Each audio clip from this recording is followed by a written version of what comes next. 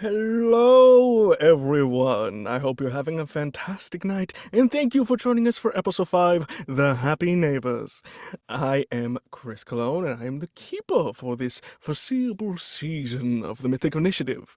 With that, let us introduce our PC, starting with a very lovely C. I always forget that I'm first in this game. Hi everyone, my name is C. I use they them pronouns. You can find me making very trans, very gay art on the internet at PieSharpArt. Tonight I am playing your wretched, horrible little meow meow creature, Eden, the hex who uses they he pronouns, twin to heaven, problem for all.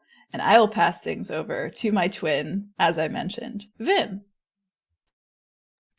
Hi guys, I'm Vin at VinVoxVA on Twitter, and I'll be playing your perfect, amazing chosen heaven, who uses she, any pronouns. And I'm gonna slide it over to Vic. Man, I'm Vic now. I guess the monster is me.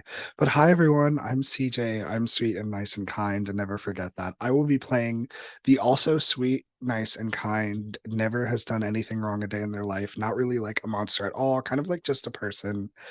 Vic. My pronouns are they, them. Vic's pronouns are, I think, she, they, and he. I guess that means I'm passing it to Hamna, who has done a lot of wrong. Okay. All right. Okay. Hello, everybody. My name is Hamna. I use any and all pronouns, and today I will be playing Misfit, who uses he, they pronouns. Misfit is the summoned, has not done anything wrong. I mean, I don't know where we got that idea from at all. Misfit is one of the children of the devil and the harbinger of the apocalypse, soon to be, well, king of hell. And there's nothing wrong with that. I don't know why you would suggest that. Chris, back to you. Fantastic. With that, the content warnings, in case you missed them, you can type them in chat by doing !CW. And for this episode, fantasy violence, apocalypse, psychological horror, gore, familial struggles, severe weather, drug abuse, romance, references to sexual entanglements, blood, monsters and monstrosities, and trauma. With that out of the way, Mythics, are we ready to dive into tonight's episode? God, I guess so. With that reluctancy, we open up a month after the events of E. Morgan's raid on the house. As we slowly pan down to the house in color, as it usually is, we zoom past the guards as the camera itself is focusing on a force. It whispers and echoes, traveling along the halls. It bounces like a mist or smoke against the walls as it makes its way to 2 rooms. We see it go up the steps, and the ball of smoke separate. One going left, one going right. It proceeds to each go into the rooms of Eden and Vic. Sorry, Eden and Heaven. There we go. It looks at Vic, it backs away, going, that's not the right room, and then proceeds to go into Heaven. As it slowly seeps into any crevice through the nose and ears. With that, Eden,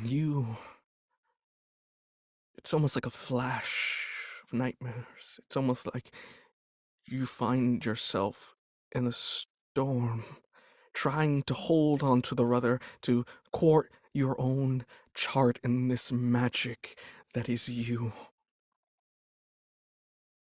But a voice echoes in your mind and you wake up. And looking over, I would assume Misfoot is by your side? Or would you think they would be alone in this instance? Up to you, Hamna. I'd like to be there if I can. Fantastic. It's late. It's probably 2 a.m, and you got a massive headache right now. with that kind of headache that you need medicine for, but sadly not the medicine you can get. But you do know it's downstairs. Fine. Eden slowly starts to pick themselves up out of their bed, the blankets kind of falling down around them. And they pause for a moment, looking sideways down at Misfit. Their head cocks a little bit and brushes just a little bit of hair off of his forehead before they get out of bed and slowly, quietly, sleepily, drearily, headachily begin to head downstairs. I At think the same moment. Oh, sorry. Continue. Misfit is not a light sleeper, so I think that he mostly sleeps through all of that, but with I think maybe the last sound of the floorboard creaking as you exit the room, just as you exit, I think they wake up and they turn, see that you're not there, feel that you're not there, and kind of sit up in bed confused. Is Misfit. Eden still in the doorway? Oh, never mind. No, continue. Please continue. Eden in the doorway, I think, hears Misfit get up. Go back to sleep, Hellhound. I'll be right back. Is everything okay? Just a nightmare. I need some aspirin, Tylenol, something. I'll be right back. Okay. As Eden leaves the room, Misfoot, can you please roll me a act under pressure? I think would be the best way to define this. I got a 13! 13. You go to sleep fine. Nothing of a nature. You still go back to your light sleep, so you're kind of half awake, half not awake. So you go back to sleep. In that same time span, Heaven, please, if you'd be so kind, since this is the beginning of the episode, can you roll for me Destiny's Plaything? Yes, I can. I was looking at my weird, which is a -1. Okay. Big money, no whammies. A 6. A 6. Heaven, you are sleeping and you find yourself a spotlight on you. Strings attached to you as you, almost like a puppet, and begin to play out a scene. It makes no sense in your mind until you see coming through the entrance of this theater, waves.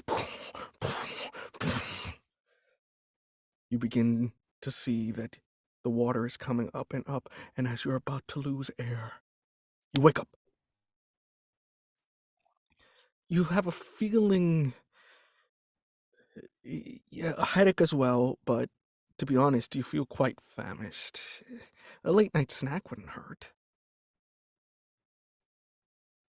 Yeah, they're gonna just roll out of bed and amble towards the kitchen for some graham crackers. You proceed to head towards downstairs as well. And as you close your door, the audience sees, but not you, a figure of shadow with their arms extended across the ceiling, watching your movements as it follows suit. But as you go downstairs for your graham crackers, you see Eden in one of the cabinets pulling out what looks like to be medicine.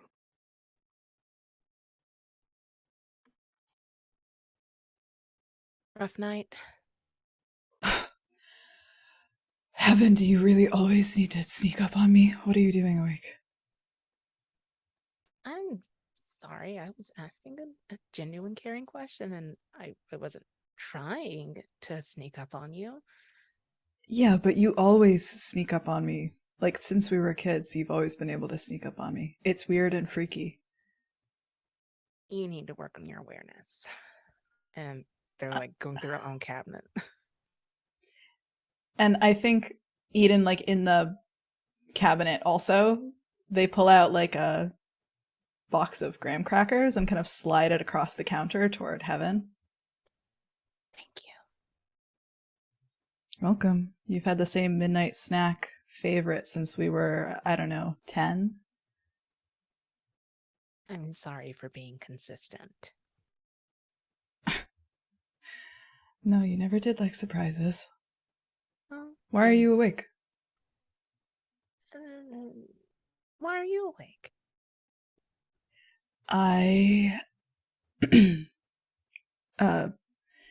Misfit, I had a nightmare. I have a headache from doesn't matter what from. I have a headache. Okay. And I'm not gonna pry. Just gonna fish a whole sleeve out and just sit at the island and just sigh and munch. Sad cracker noises. Eden gets himself a glass of water and like 3 Tylenols and comes over and sits next to Heaven at the island. And they don't really say anything. They just take their medicine. In that comfort of sibling bonds, you hear music begin to play as it's the beginning of a record, as you hear the scratch of as you see echoing through your house is life could be a dream, life could be a dream, as it begins to play throughout the house. Bosco has really bad taste for 3:30 a.m. I didn't see him. I'm just gonna turn it off. I'm sure you don't mind. They're just gonna Right. walk over to the record player, or what they assume is the record player. You proceed to walk in the record player, where it is housed. You kind of head to the doors, and as you open it, you see the record players playing in the middle of the room, TV in the far corner. No lights are here. Bosco's not working, so who put this here?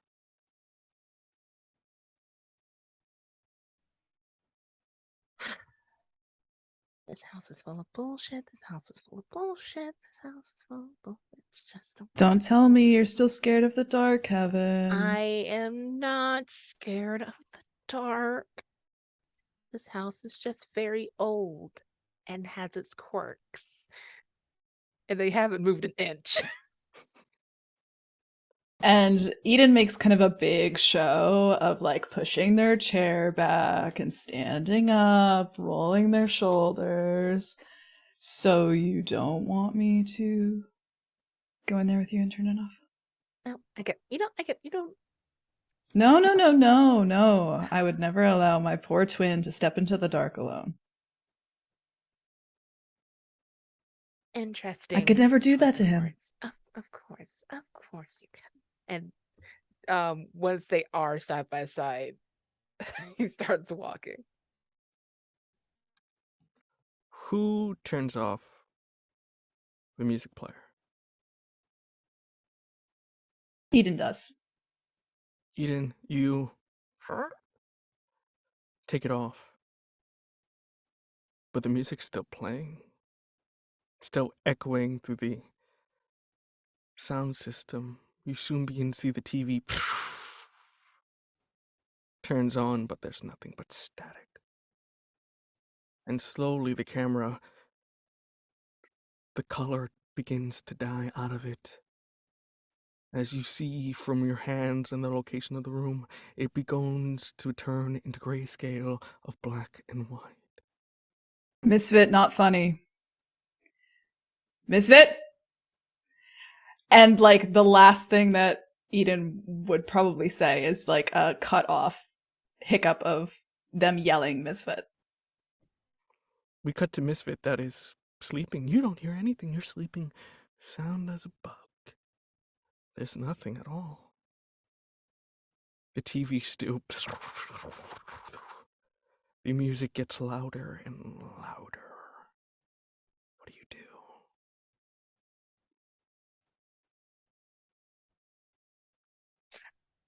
I don't think Heaven would have Kel with them and then frustrated. So they just have to suffer. Eden brings their foot back and kicks this TV screen. As you kick it, you see something catches your foot.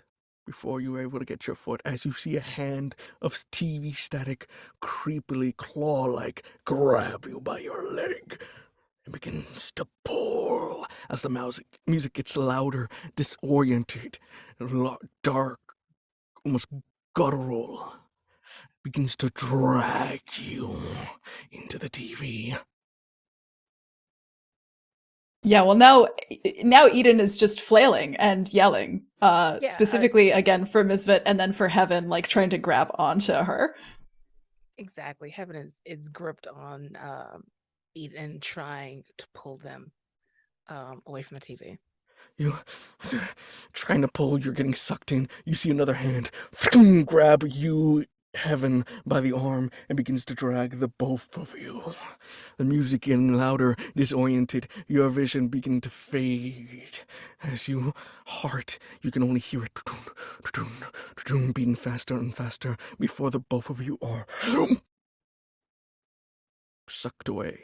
The TV goes off and the record dies. And we cut to the next morning. As I think, what is Vic doing? As it's been a month since the last event. Oh, I mean, I think this morning, what, like, random question. Like, what's today? What day of the week is it? I'll say it's a Wednesday. A It's a Wednesday. Yeah. Yeah. I think Vic is waking up in someone else's bed. Someone they don't know. Kind of like and I feel like it's a mess in this room. They just kind of like wake up, like not groggily get up. I just dropped all my dice. And that's the same energy. I think Vic knocks over someone else's like dice tray. All of the dice hit the floor. Oh shit. My bad. And whether this person responds or not, Vic is like going over to the window. Incoherent. They're completely wasted. Again, you have a higher metabolism than most, so they really have just on the bed. But as you're kind of just going about this person's apartment, which is a mess completely, 80s within town, you immediately hear a knock at the door.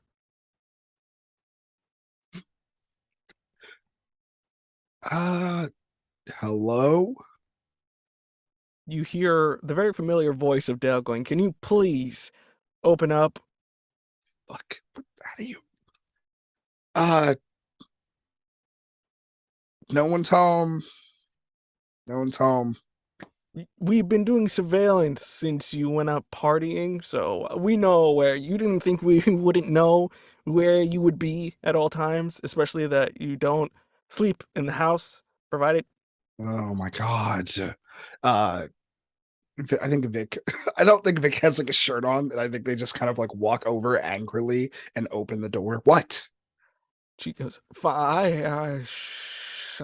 put a shirt on, please? Professional? Why? Why? You know where I'm at. You're always watching. What do you need? That's different. That's not like that. Oh my god. Vic grabs this shirt, like a shirt from someone else, that maybe like one of the 3 clean ones, and just throws it on. It says like it says semen demon on it. She goes, I don't better, I guess. Do you mind leaving this poor mortal away from your antics so you can get back to the house? Oh my and god. The job you have? You act like every poor mortal. Everyone's not like you. I'm not mortal, I'm Fae, so yeah. But yeah. But I guess the poor thing really runs deep, doesn't it? What do you need? Is there a job? Just, you gotta go in for your routine checks to see. They may have something, they may not. And also, I kind of just wanted to check up on you. What? And I think Vic, does kind of like reluctantly grab. They probably don't have a lot. Maybe like their shirts that they had. Maybe like they actually don't carry a lot of stuff around them more. Maybe their wallet, like their keys. They haven't been driving, but like the keys of the house. Sure. What? Uh, and I think you checking up on me, checking up on me. But why? Why? What's up? You would only check up on me when I was feeling angry back in the good old days. Feeling low, you would say. What are you checking up on this time, Delora? As you kind of, oh, do you say Del or Delora? I say both. Okay. You see, there's a little bit of regret when in their facial expression when you say you only checked up on me when I was in trouble, and there's a little bit of regret in their face, and they kind of go, "Yeah, I'm sorry that we don't do more one-on-ones. I just wanted to see how you're doing. You went buck wild at the house, and you don't you're doing that thing of when you try to drown your sorrows in anything you can find and anyone you can find, and that's just not. I personally don't think that's the way to go. I mean, I'm just, as your friend, I'm looking out for you. Yes. And I think Vic sits on the windowsill, kind of like letting their back touch the outside. Yeah. And how would you solve your problems in this situation that you've very clearly been in before? This very ununique situation that I'm going through. How would you do it? You're a fellow monster That's on the leash, on the association, the payroll. that's not fair, and you know it. You know that's not fair. Fair. And Vic is still in this person's room. Yeah, still half asleep. He's just like, what the fuck? And he's just like, you see that Dell just puts him to sleep. As he's just like, where are you people? Fair.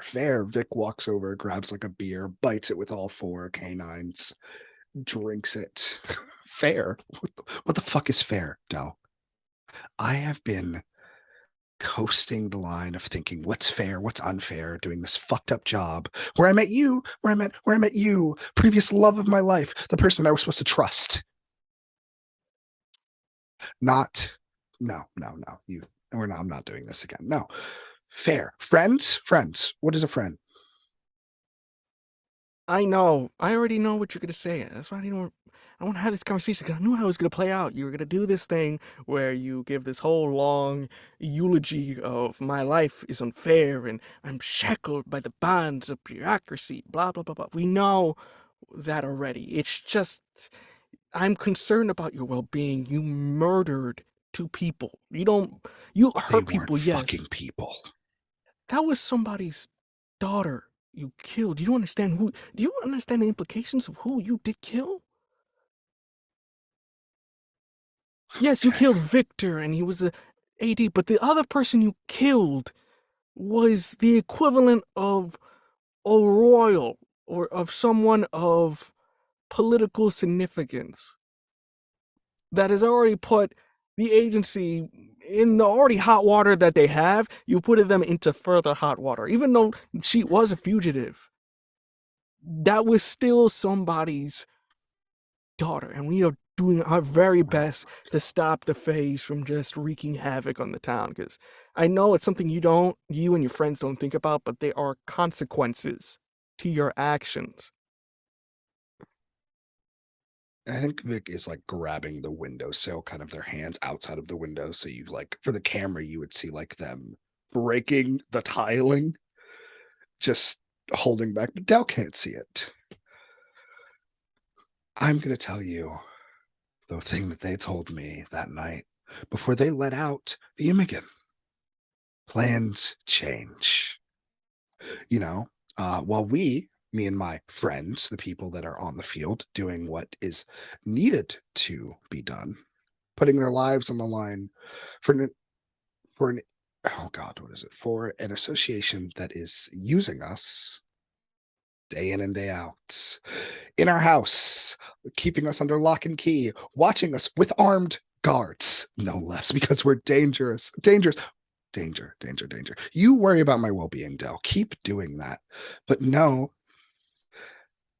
that inherently tied to my well-being is being under lock and key by your silly little bosses. And if you can't even begin to understand that, then don't come to me and acting like a friend. Because guess what, Dell? And I think Vic pushes the windowsill out, like just out as if it was paper, floats off of the ground and begins to like go out the window. Then the distance between us is of the heaven and the earth. This conversation is over. And leaves. You see, they try to get a quick word in, but you go away. You see somebody in the middle of the street going, "God damn my car, not again!" And she goes, "Sorry!" And look in the sky and worrisome. We cut over to the house.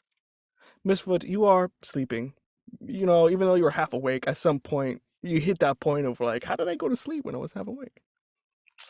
But you wake up not to the sound of Eden, but you hear a humming.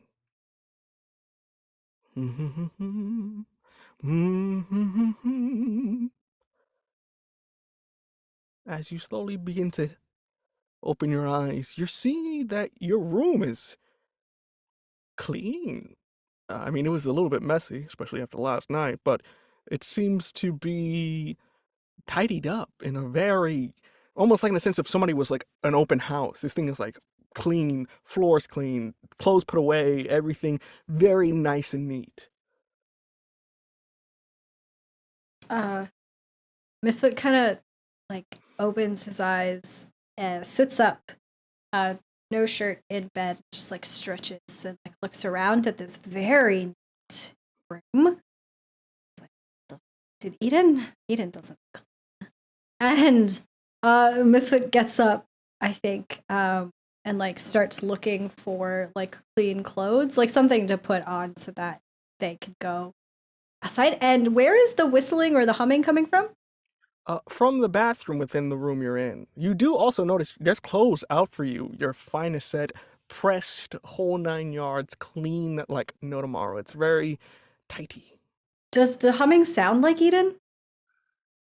No, it sounds masculine in nature. That's all you can really pick up on.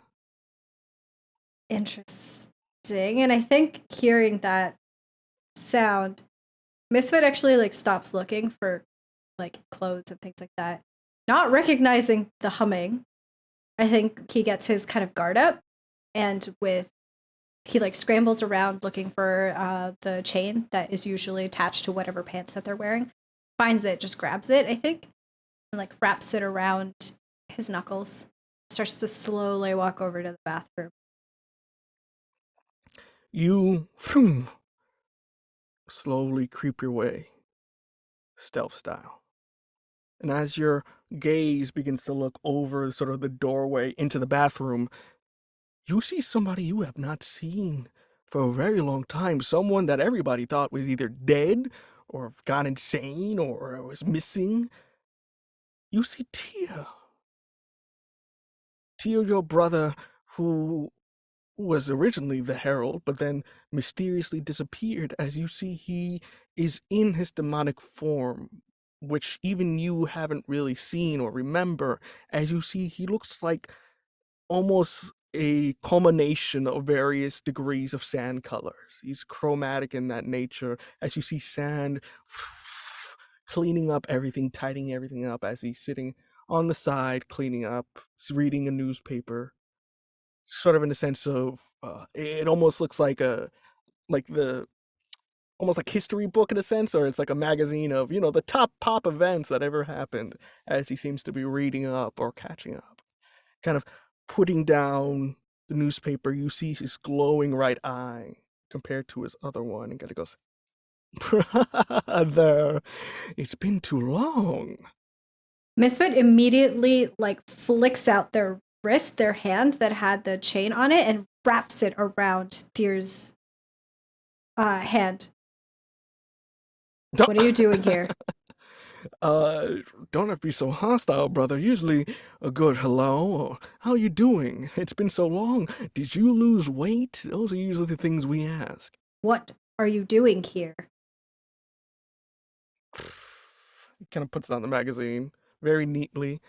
Well, I just wanted to come in and see how you doing, little brother, or big brother in that sense. I always forgot. I usually thought I was the big brother with all the responsibilities, but I just wanted to check up on you, see how you're doing, big bro. I'm doing just fine, and you no longer need to worry about those responsibilities anymore. And I think at this, you can sort of see like the light coming in through the window, like shines kind of brightly onto Misfit. And because they didn't actually end up finding a shirt before this confrontation, you can see the tattoo of the goat skull with the 3 horns now, sort of like proudly being worn on his chest. Brother notices it. How long's it been, brother? You've only done it 3 times? How hard is it for you to say Dad's name? I can say father's name just fine. That's not... I'm timing it. You can't just bring down hellfire whenever you want. It has to be right. It has to be staged. Perfect. Perfection, because that's your specialty. I The demon of this perfection, right. is that you? I want to do this right because somebody couldn't. Ooh, look at you. You grew a little bit of a bark since we last met. I'm honestly surprised. Well, you're right. I did, let's say, go to prison for a short time. Made some friends. You may know some of them. But that's beyond the point. I'm back in Father's arms. He's so happy to have his child to be. Took up a new name. No longer am I the god or demon or whatever you want to call me of calamity and injuries. I am now the demon of calamity and truth. I thought it'd be a little bit of a shake-up, you know what I mean? I mean, how can you cause calamity but with truths? I've learned that little trick of the arms and a little twist of getting out those desires of people. Father approved that? Yes, I'm in Father's good graces. His aid once more took Xanabar down a peg. But for the time being, I am Father's right-hand man once again. Hence why I am here, as I am on behalf of our Father, for you to have a little chit-chat from him. That can't be right. This is my domain. Why would Father give you the other half of my domain? And it's right-hand man, what are you talking about? We both know that the one who brings the apocalypse is the second, that is the rightful heir to the throne. What? Brother. I do not play this political game that, everybody seems to be playing. I'm simply here to help facilitate. Think of me as a attaché or someone of a nature that is a consigliere. All those fancy words of, I'm just here to help, brother. Kind of twirls about you. And I can see that you've had some distractions. I will say, pulls out a picture of Eden in the corner. Ooh, I believe they call that smoking, if I'm not mistaken. And I think Misfit, upon seeing this picture of Eden being conjured into Tyr's hand, like grabs it really quickly. I am not distracted. Like I said, biding my time, waiting for the perfect moment. Well, nevertheless, big brother, and he pats you on the head, Father would like to meet you. And he kind of sort of flicks his finger towards the door as you see it turns into Tomatic One. He's waiting for you in his chambers. Am I able to go through? Oh, no. Think of it as a phone call in a sense. It's an astral projection. You, for some reason, lost that ability. Once again, way to mess it up, big bro. But for the instance here, I'm just giving you a little bit of a help as I once again am that lovely aid of yours. How kind of you. How generous. And fine. Okay. And Misfit, I think, walks out, like unleashes Tyr from the chain, walks out, and starts to, like, closes the door and starts to change into the finely pressed clothes that were laid out for him, because he is going to assume that these were chosen by their father. And so they put on the clothes, and they make sure as well to put on actually, no. They will keep their mother's necklace in their pocket. Keep it with them on their person, but the shirt they kind of keep unbuttoned a little bit to reveal the tattoo. Just enough. And he looks in the mirror after he's gotten changed and just kind of like fixes his hair a bit. Okay. All right. Talk to Dad. It's going to be fine. You see Tyr by the door. Whenever you're ready, brother. Shut up. And Misfit walks towards the door. You proceed to walk towards it, and as the door opens, you see it.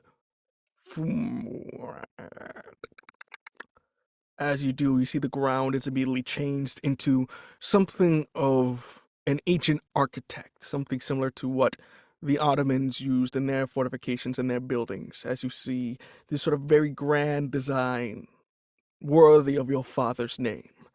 As you see, he's within his study, which overlooks the ramparts of his domain. Once again, while your father is considered the devil, there are many devils and demons, and hell is more of another earth in a sense, as it's got different religions take different domains. It is all hell, but your father is a respected ruler among all these deities of wickedness and deceit.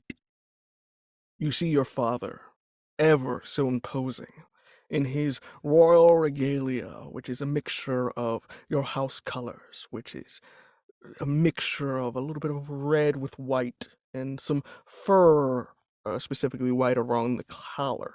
As you see, his skin is demonic, almost in a sense of charcoal or wood that has just been burned. His hair on fire, his beard going around encompassing it, and also a little bit fiery as well. As you see, he is currently writing orders. Your brother kind of sultry goes around, and there's a silence as he continues writing, not acknowledging you. When Misfit enters when he crosses through the threshold of this doorway, it's like putting on a mask. Their countenance changes immediately, and they put on this very like confident, like almost cocky persona that just cracks just a little bit. If you know him well enough, if you have seen him in other situations, you can tell. I think it's just like the slightest bit of a crack in that mask. And when he walks through, the fire that is going all around this area kind of like glimmers off of the blood red sclerons of Misfit's own eyes as they walk in, and they stand at first, I think. Very tall, very straight, perfect. They stand, they wait to be acknowledged by their father. And when no such acknowledgement happens, Misfit just kind of clears his throat. You see him put his finger up, continues writing. You see he finishes writing, puts his quill in his side, rolls up the scroll, hands it to Tia. Make sure the men on the 44th know their orders. He goes, right away, father. Oh, and also, how do you like Misfit's dressing? Kind of looks up and down. It is quite nice. Thank you, Father. I picked it up myself and pressed it. And he goes, Tear your Ortis, let me have some time with your sibling. You see Tyr kind of bow to you. Harold, I hope we meet again. My friends are very eager to meet you. Oh, also, do give Eden my best. If I never see you, it'll be too soon, brother. Now go, Father gave you orders.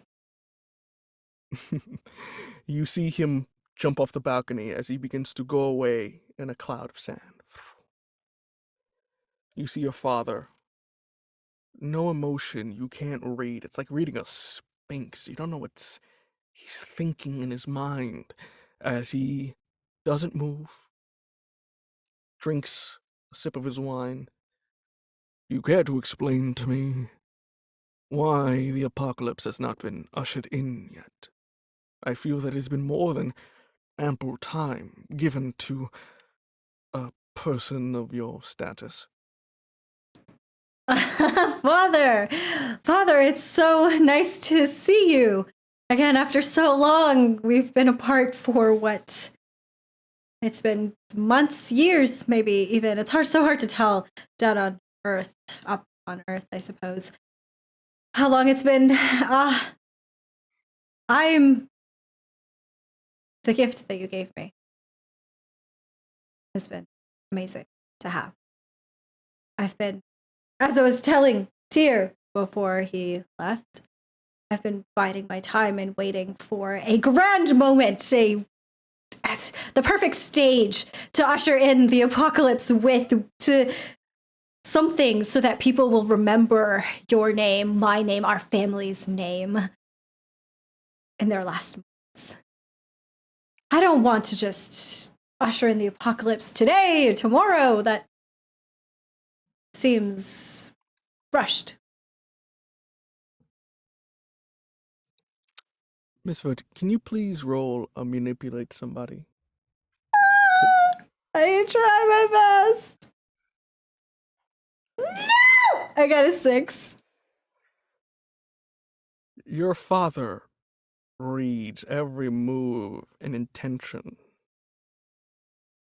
Tia told me all about your little escapades.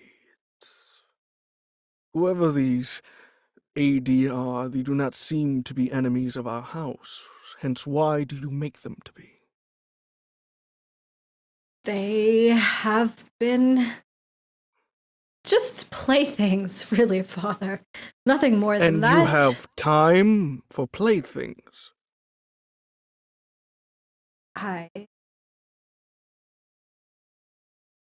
Sorry, Father. I Do not hadn't apologize realized. to me. Apologize to your people.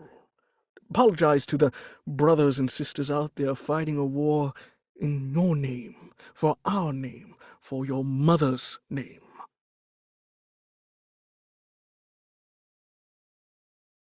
And I think Misfit stills at the mention. I didn't realize people were fighting for mother. For my. This Misfoot gets up from his chair slowly, pointing to the vast scape of his domain.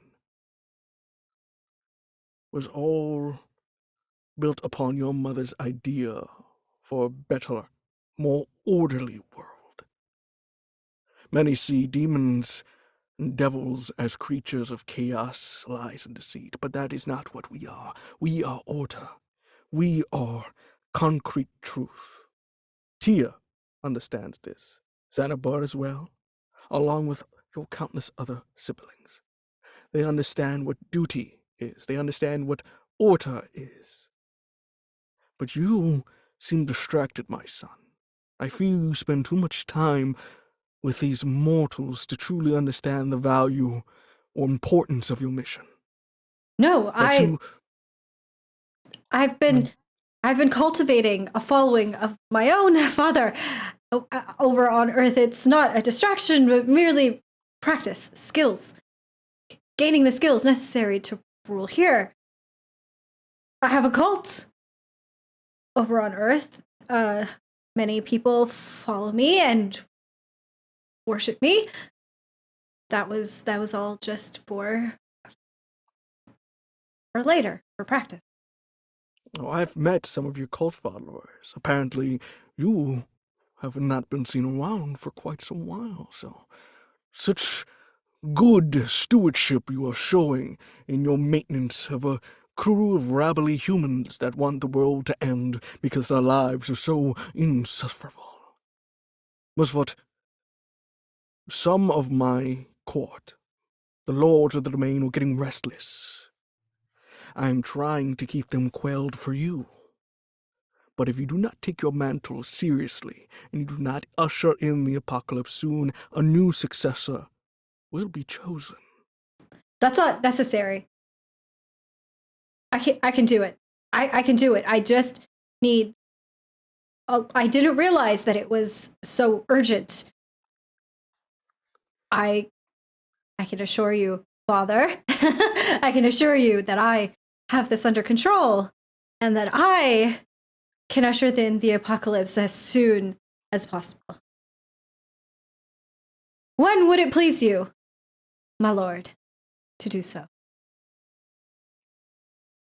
You see he walks towards you, ever so menacingly. Not in a sense to scare you, but that's just his demeanor.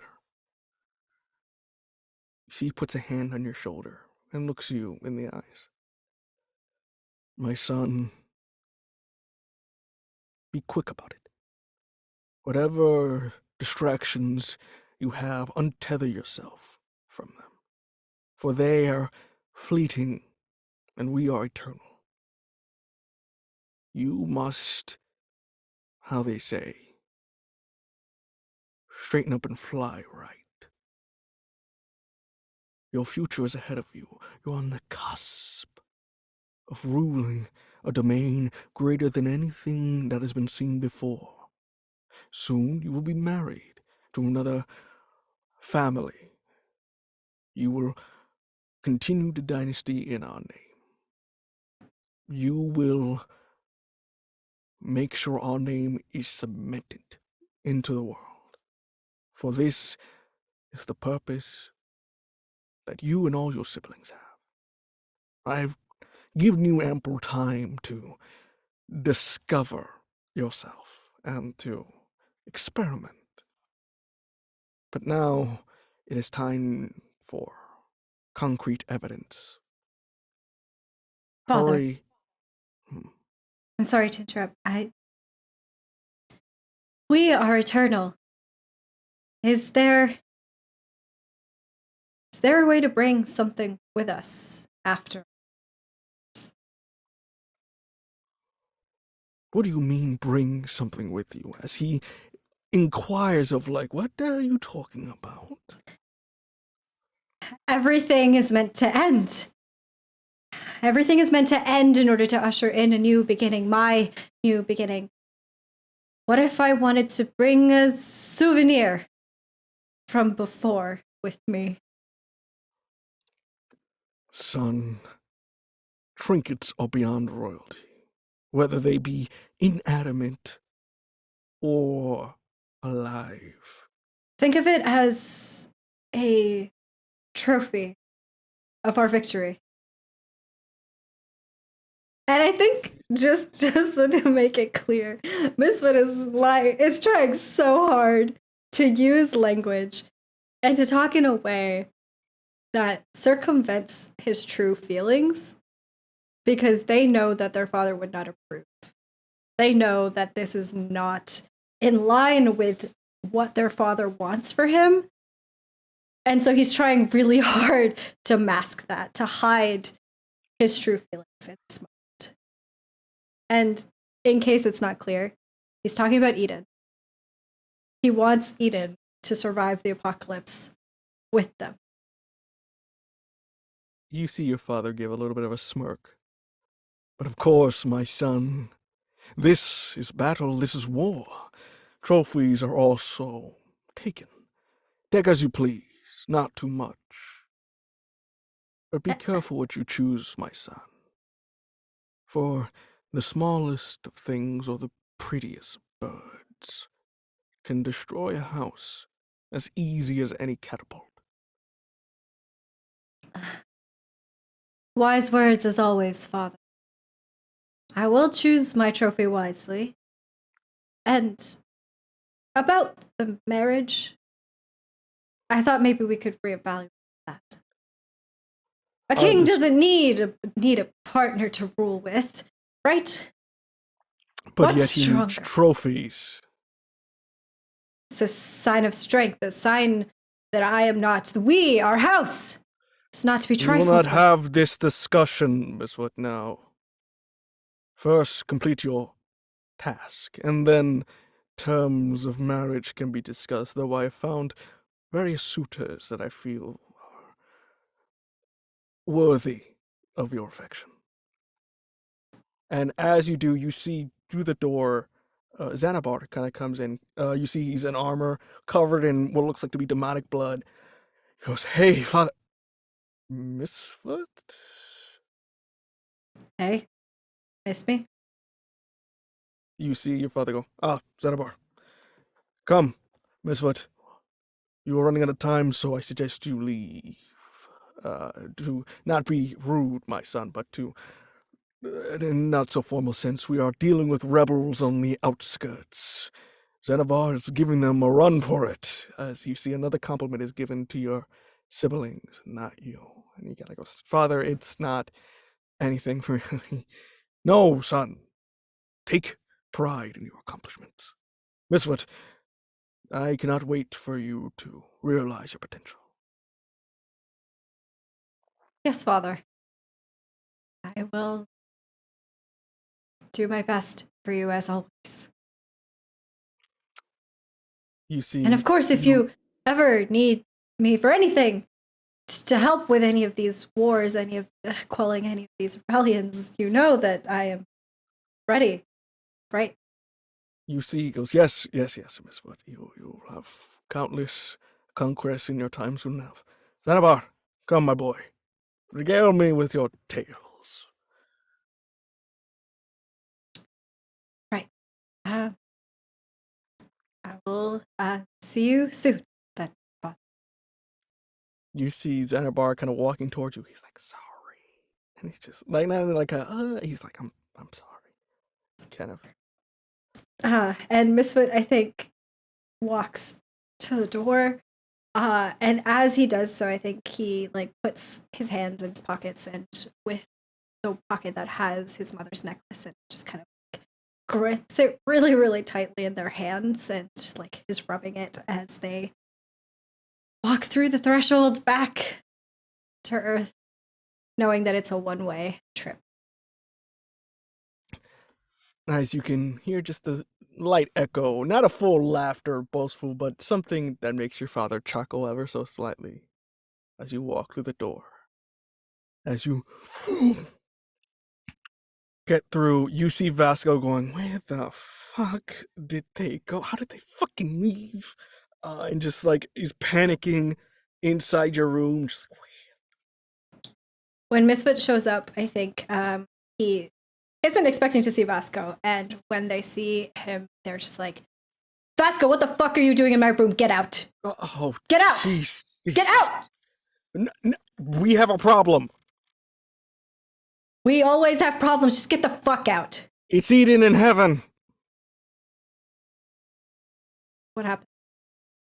Downstairs, now. Question for Vic, real quick, before we continue with Miss Fott's feelings on this.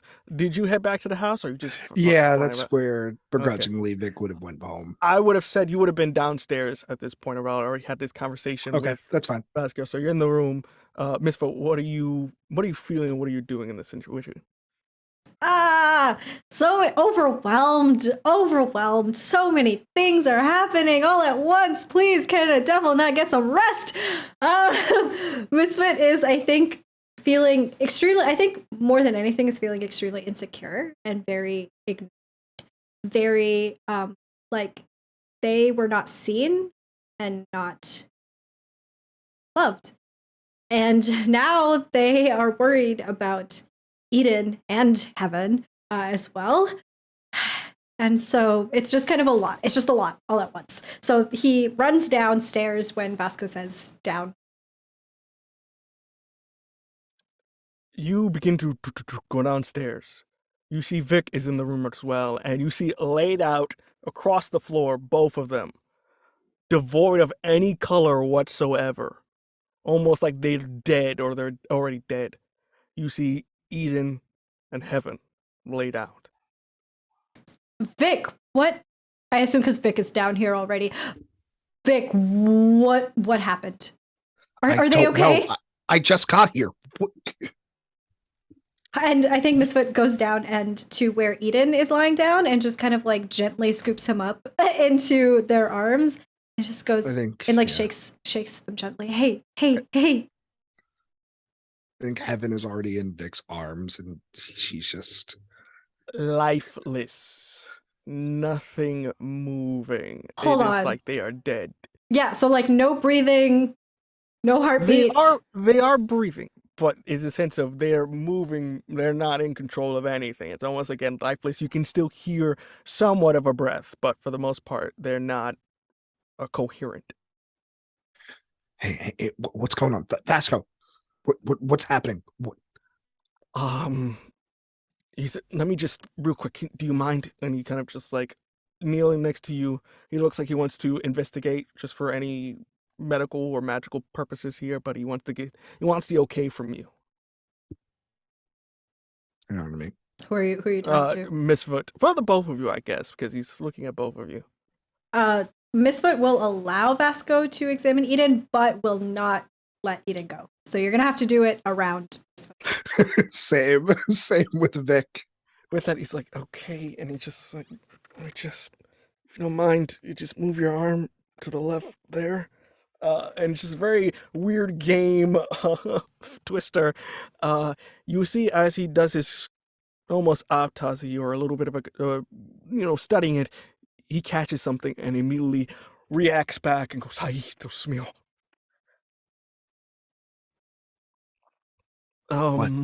What? I really wish they weren't the ones who got out. Proceeds to go to the nearby files. Fuck. AD bullshit. Okay. Oh, Christ. You see he pulls out two pictures of what look like to be these old 1960 photos of a man and women who are both in lab coats, and both of them being employee ID pictures for the agency. As you see, they're smiling, both of them. These are Lucio Alfonso, as he points to a man who seems to have black hair, early 30s, slicked back in that 60s style, smiling very smugly, kind of light skin. And this is Clara Gomez. You see another woman, a little bit more of a leaner figure, another vicious smile across their face, hair in a bow tie, black, again, more Spanish, maybe Cuban. These two are one of the more dangerous ones. They, to make a very long story short, were employees that went a little too far with their experiments. So they were captured within 50s, 60s for messing with minds, which probably means that what I'm looking at here, your friend's souls have been taken. Like the way that Vic takes souls? No, when Vic takes souls, they take it, they use it. It's almost like they use it in energy. They store it and use it for when they want to. They are very big on the whole, it's like a murderous vibes. They like to collect their victims. So, just like your mentor, actually, we kind of connected the dots there that your mentor, when they got out, same thing happened to them. But okay, no more information on Naomi today. Okay, nope. Can't do it. One thing at a time. There's good news. There's very good news. There's good news and bad news. Which one do you want to hear first? I could use some good news right now. Good news he points to Eden's body, and you see the tattoos on their body are glowing and shimmering. Eden has, for whatever reasons, has specific incantations, runes, and whatnot written along their body, so that in case of a soul was ever to try to be absorbed, they have protection. So the good news Eden is, predicted this? I don't know that Eden predicted this. It just looks like the tattoos No, they that- got from no, the Eden Order, de- probably the Eden Vatican. definitely predicted this. Yeah, or maybe they predicted this. Yes, but Oh, they never tell me have a anything. They have a failsafe. Now the bad news: the individuals are trapped within inside their mind. Here's the bad news: they're dying. Because, and he kind of points to the tattoos, as you see, they're slowly dissolving away. A soul, a body can't live without a fucking soul in its No, body. no, no, Okay, no, no, great. no, no, no, no, no, no, no, no, no, no, no, no. They can't die. They can't die. They can't die. How do we? I have some more good news. Just start saying the news at this point. Just say. Okay. I know somebody that may be able to help us. I'm a little reluctant to go, but if we don't do it, they'll die. So we need to go visit the Crescent Coven. They're a bunch of witches. They're on the outskirts of town. They run the botanical gardens, specifically the Belita Botanical Gardens. So we need to leave now. Okay, And Vic picks up the two of them, puts them on his shoulder, kicks open multiple doors, and just flies away. wait, I need to go with you. Jump Vic! on! Vic! Get on! Just I think Misfit, I guess, grabs onto Vic's leg. It's like koala bear around your leg. I'm scared of flying. Please don't drop me. does not hear them. As you proceed to fly towards the garden. I really wish my wings would let me. With that, we cut. It's black, dark, quiet. But slowly, you begin to hear Eden in heaven as you got the massive headache. You hear radio music playing. It's some old 60s stuff that's playing, maybe Beach Boys, something of that nature, some boy band. And as you wake up, you feel the wind across your face, blowing. And kind of waking up, you are still in that void of no color. But you seem to be in a car with two individuals driving it. The car itself is an old 60s convertible, you know. You don't know what color it is because it's some sort of color, but again, it's devoid. You see driving it as a man in shades, hair slicked back, very nice suit, driving with sunglasses, smiling at his paramour on his right, which you see a woman, another smile across her face. Again, almost like very movie star vintage kind of vibe to them. As you see, she has her hair in a bonnet, glasses on the side, as they're both smiling. As you're driving on the beach and looking to the left of you, Eden, you feel a familiarity with this place as you see the ocean itself is made of endless golden sand that shimmers and shines against an ocean of chromatic color. But all of that doesn't matter as both of you look from left to right towards each other and see there's somebody in the middle. Somebody you have not seen for quite a long time. As you see your mentor reluctantly banged up, still breathing, jacked, wearing what looks like to be survivor-esque clothes on them, with their hair tied up, looking at the two of you and giving a very awkward smile. What do you two do?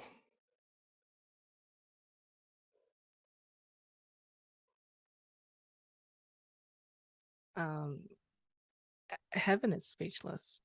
There's so much going on, and where he would be relieved, like this has been essentially his life's goal to find her again. It's overshadowed, desaturated even, um, in terms of the landscape and whatnot. So it's just bewilderment. Eden wears a twin expression on their face, I think. I think when they woke up, their face was like pressed against the car window, and they woke up to see that familiar landscape, that beach, that endless ocean that lives inside of them. And then their head had pivoted and took on that self-same shocked look. So shocked that the rage doesn't even come yet.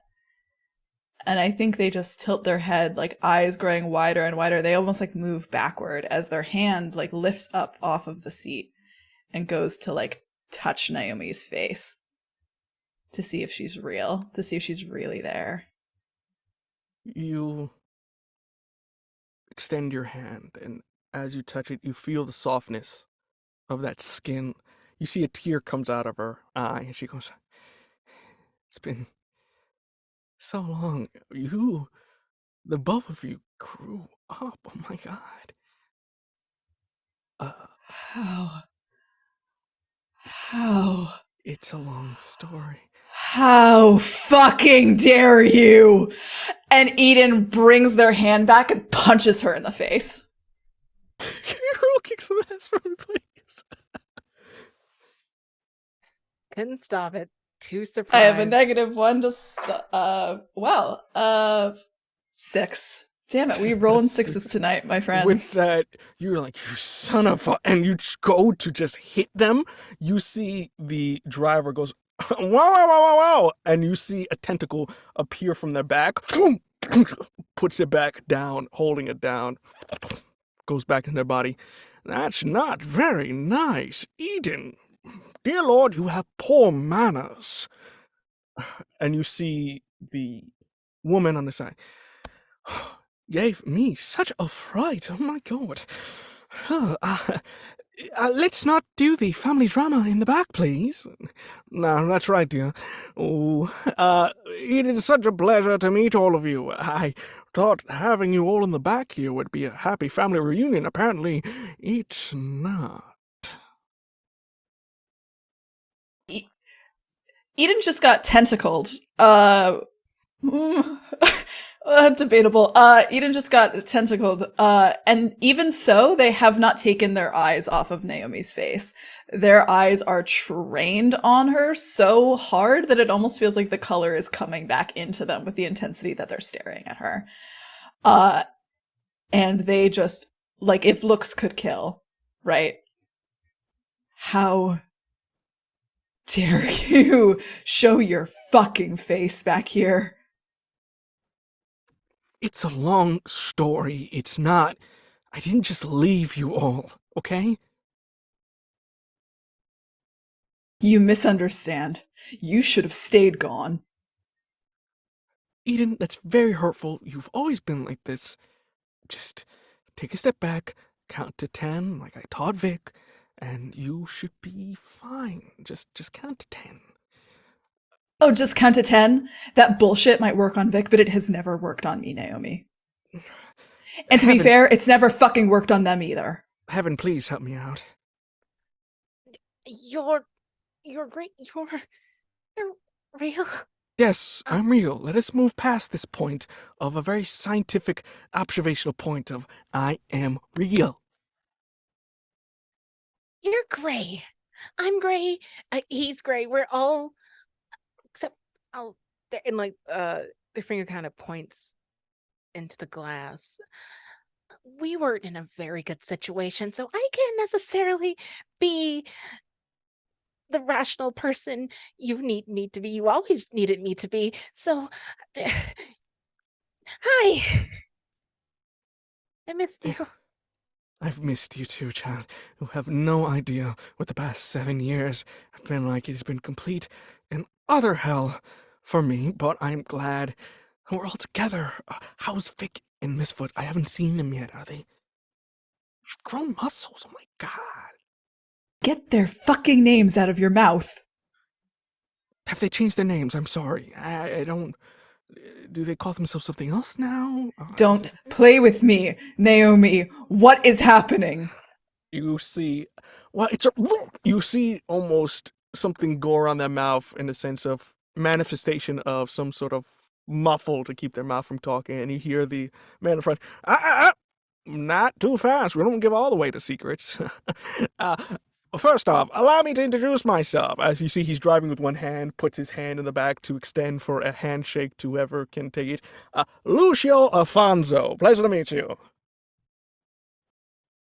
Eden's gaze finally snaps away from Naomi as their mouth is muffled to the two people in the front seat. And it's again they're so, I can't underestimate how much of a wet rat they are. They have a -1 to tough. They are trying to kick ass right now. And it is not working out for them. They get stuck in their seatbelt as they try to come forward up out of the chair. You know what I mean? It's a little Safety sad. first. That's why I put the seatbelt on. Fuck you. What is this? What is happening? You see, allow me to introduce myself. I'm Clara Gomez, and we are the Alfonsos. Isn't that right, Snuggy Bear? And goes, that's right, my little Snuggy Poo. You see the both of them kind of touch noses, and we are simply hit a bit of a snafu. We thought we could be proactive in our new career choices. Sadly, though, you had some tricks of your own. Sadly, we're stuck in here with you. So right now, we're preparing ourselves for a little bit of a good old defense. Isn't that right, honey? That's right, my paramour. A little defense is a good offense, as you once told me. That's right. What the fuck are you talking about? You should see it over the hill. And you see he kind of driving along the ramparts. As you turn to the right, you see the vestige of a place you try to forget, of a place you try to escape. Driving straight towards it, you see that castle on the beach. It looks very worn down, and for you, Heaven, believing this is the first time you've seen this, you see this gothic-like castle that looks misplaced. It looks like it belongs on a mountaintop in like Bavaria, like a Wallachia or Transylvania. It looks like a bad guy castle, to be honest. As you see, it's an 18th century dark stone, but it looks dilapidated and sort of run down. You see there are towers that have crumbled in, windows smashed, the gate of what looks like to be the drawbridge is half broken as they're drawing and driving towards it. You know this place, don't you, Eden? No. No. Oh, No. Turn around. No, Turn around, go please. What's wrong? No, turn around. No, we can't, no. This is not happening. And you This see is not they- happening. This is not happening. Close your mouth. You're not able to open it. I Uh, can't drive with that nonsense around. So, if I let your mouth go, are you going to be quiet, or do I have to get creative?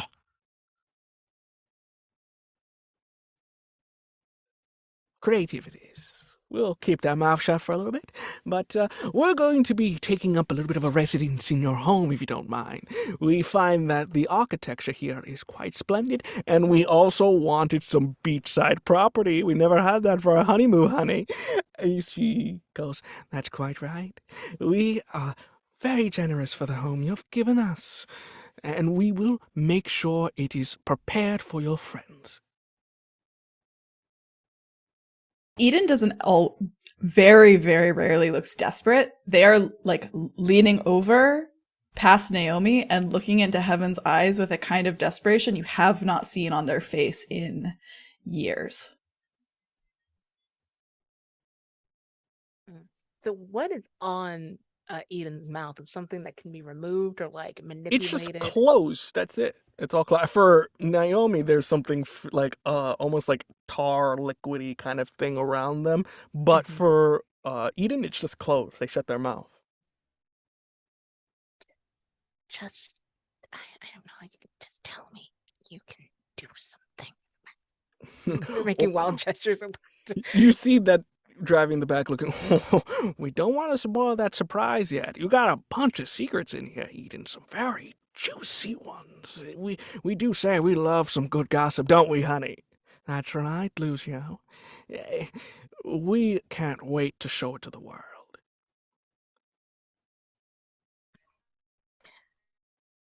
What the fuck are you talking about?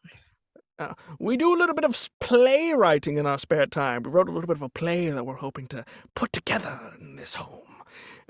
We, of course, are going to invite your friends. It'll be all VIP. The rest of the AD will be here as well to capture a little bit of a glimpse of the secrets of Eden and the Mythic initiative. As you see the words pop up in front of you in these very large, like New York Broadway theater glowing as they disappear. You see they kind of pull up, park. Okay, kiddos. Mommy and Daddy are going to be renovating the place a little bit. Have a walk about. There's not much you can do except wait for the inevitable as we drain on your souls or what's left of it. So please have a walk about the castle. Oh, sorry. Snaps fingers, Eden, you're able to talk again. And you see Naomi. Oh, I hate that. Eden like throws themselves out of the car. They like scramble with their seatbelt, throw the door open, and try to scramble like in front of these two people, like in front of the huge black oak doors. Like they're gonna like press their back up against the door and be like, "No, you can't go in." Like it's almost like a scared like child, like be like, "No, I didn't clean my room yet. You can't go in there." Kind of like, and it's that kind of like bored, like baseline desperation. No. There's no fucking way you're going in there. You see, as they get out of their car, they're just moving their hands about. You start to see that the bridge itself begins to be rebuilt. It's being built anew. They're repairing it. Almost in a sense of repairing the pieces of the mind that you try to forget. And you start to see as they repair it, you're starting to get flashbacks. You're starting to feel things. You're starting to remember that great lie. They're building it and building it. And as they kind of walk towards, you see the door blast open. You get pushed to the side. You see coming out, floating like a god, floating downward as you see the two of them go, he was not supposed to know. You see a figure, the only source of color here. Their skin cracked like lava with blue emanating from each of its crevices. Their hair almost like the same color of the Aurora Borealis, that sort of variation of colors as they're floating down in what looks like to be ripped clothes, dog tags hanging from their chest. What did I say? I told you very specifically they were not supposed to be here, and yet you have jeopardized. You see, the couple recoils back in fear. The very plans that I've been making for 7 long years. So you care to explain to me why the fuck there are not 1, not 2, but 3 individuals inside one of these hunters' heads when I did not order it? You see, wait, no, you are very upset, and you see he looks at them before they utter a name. If you are stupid enough to use my name, then what part are you going to play within this group? You see the wife come in. I'm very sorry, my liege, as she looks to her husband. We simply had a good idea, and being the scientists we are, we decided to test our hypothesis, and we almost got away with it. Eden here has some protections straight out of the Vatican handbook that we didn't see. But do not worry. Me and my husband have an excellent idea. That is right. we're looking for information, right? Want to beat these folks. Well, this body has some of the juiciest fears, regrets, and secrets that we can use. You can use. You see the figure cusp their hand along their cheek and begins to squeeze. You start to see their form begin to sort of become this eldritch-like horror before he recoils back.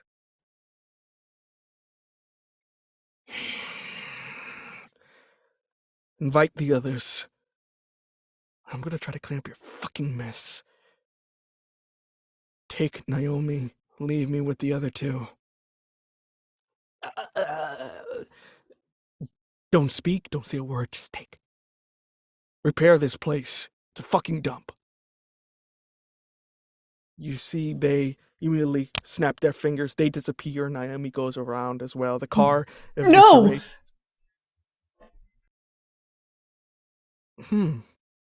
That's interesting. Who are you? That is a complicated question. I've been known by many names for quite some time, but the more common one I go by now is the Dread King, if you be so humble. I don't bow. Nor do I expect you to, Eden.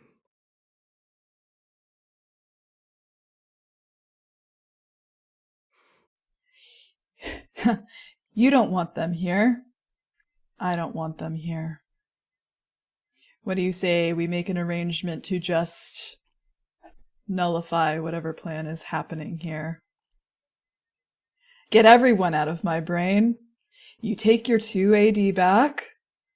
Me and my twin go on our way, and we'll meet on whatever battlefield is most interesting to you that isn't the inside of my brain. Oh, but I like your brain. See, there's a feeling here that I can sense. You're usually so calm, you're so absolute in your choices that you never really show emotion, but yet look at you panicking like a small child that's lost their mother. What are you hiding, Eden? I'm not hiding anything. Oh. I know what it's like to lie to yourself every day, and that's the look of a lie. What would Misfoot say if they could see you blinking like a beacon to the stars? Misfit's not here. Oh, but they will be shortly. And they're Get probably their gonna fucking die. name out of your mouth. Tasty. Look, I want you to win. I don't want you. If you die here, it'll be very disappointing. But this is an alliance, and with alliances requires equality. We're a republic in a sense, so we all get a vote. Though my vote counts a little bit more than the others. But for the most part, I want to see where this plays out. I want to see what you're hiding. I already told you I'm not hiding anything. We'll see. And you should have no problem with sharing the secrets with the class, if you be so kind. And Heaven. She's so interested in sharing secrets. Why don't you share some of your own? Oh, what's the fun in that? If you want to know my secrets, you gotta play the game.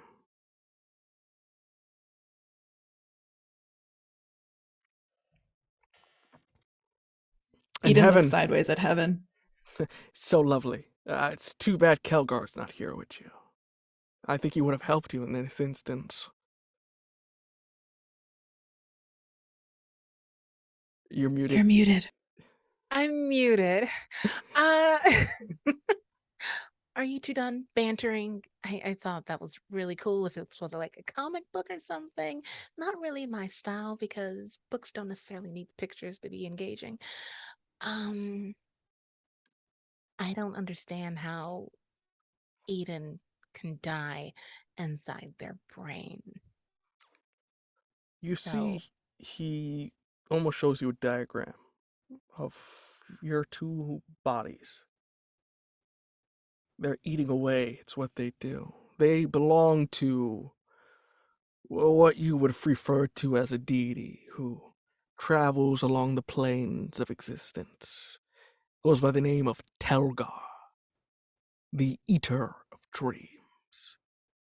And they're eating your very dreams right now. They like to play with their victims. Apparently, it's more savory.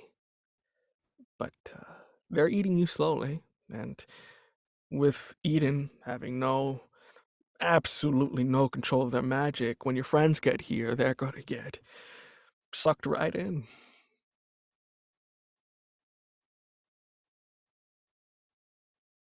Is that the first time I've ever heard that name?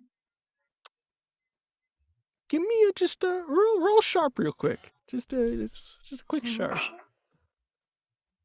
10. 10. You read about this. You've been in the Vatican right before you try to off the Pope. You remember reading scriptures of what you remember to be this figure with red eyes, 6 of them, tentacles coming out.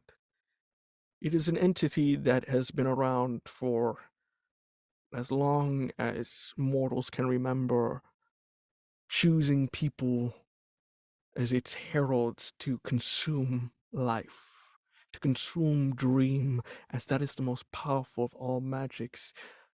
Dreams are a gateway to reality, and it will find its way back into reality.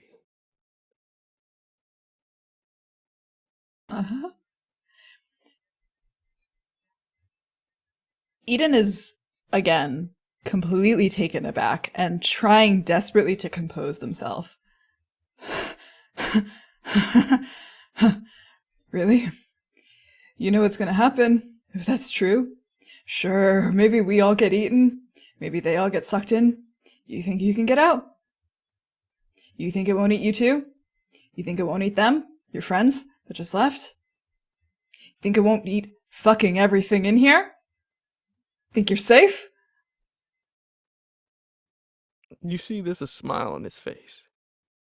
I am genuinely surprised to see such fear, such uncertainty, such insecurity about you.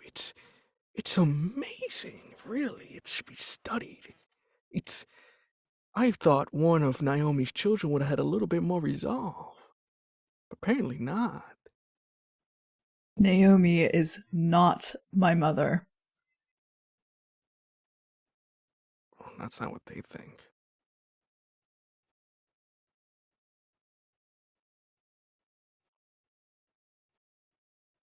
But what do I know? I'm just the bad guy.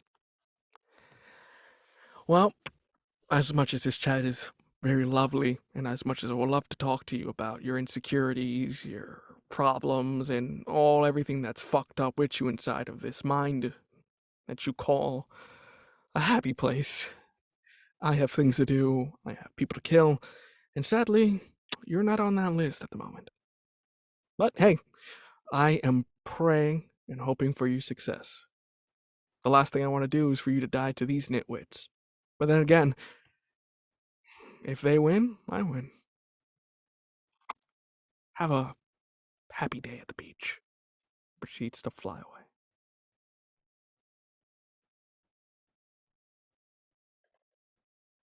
And Eden watches him go and cannot make eye contact with Heaven. They just stare like up into the sky where he flew away from, and then at the castle itself. Normally, I would have a lot of words, a lot of feelings. How the fuck are we getting out? And what the fuck are we going to do about them? Because if I had killed them, they would have had a sword down their throat or through the back of the skull. I couldn't do that. You really don't have a lot of words or feelings for me anymore, do you? Well, that's hurtful. I love you. You're still my twin, no matter what. You're still my sibling, the only genetic lifeblood anything on this earth. I don't want to say disappointed right now because that seems like a kick to the throat. I just know you can do better. I know what you're capable of. I know how powerful you are, and yet you throw yourself into the sewage, metaphorically and literally, by the way you've looked at times. So if I didn't care about you, I wouldn't have such complex feelings about you. How about that? You've always had a way with words, Heaven. But I promise you have no idea what I'm capable of. Yeah, sure. Okay. What is this? And like gestures to the castle to change the direction of the conversation. That's my brain. That's me. That's and me. you see Eden. Only you notice. There's two figures looking down at you at one of the broken windows. Two figures you try to forget, as their faces are non-existent. As that dread comes over you. And that is where we shall have our break. We're gonna take a quick break, because some of us need water and the bathroom, so you should do that as well. But with that, we'll be right back, folks. Stay tuned.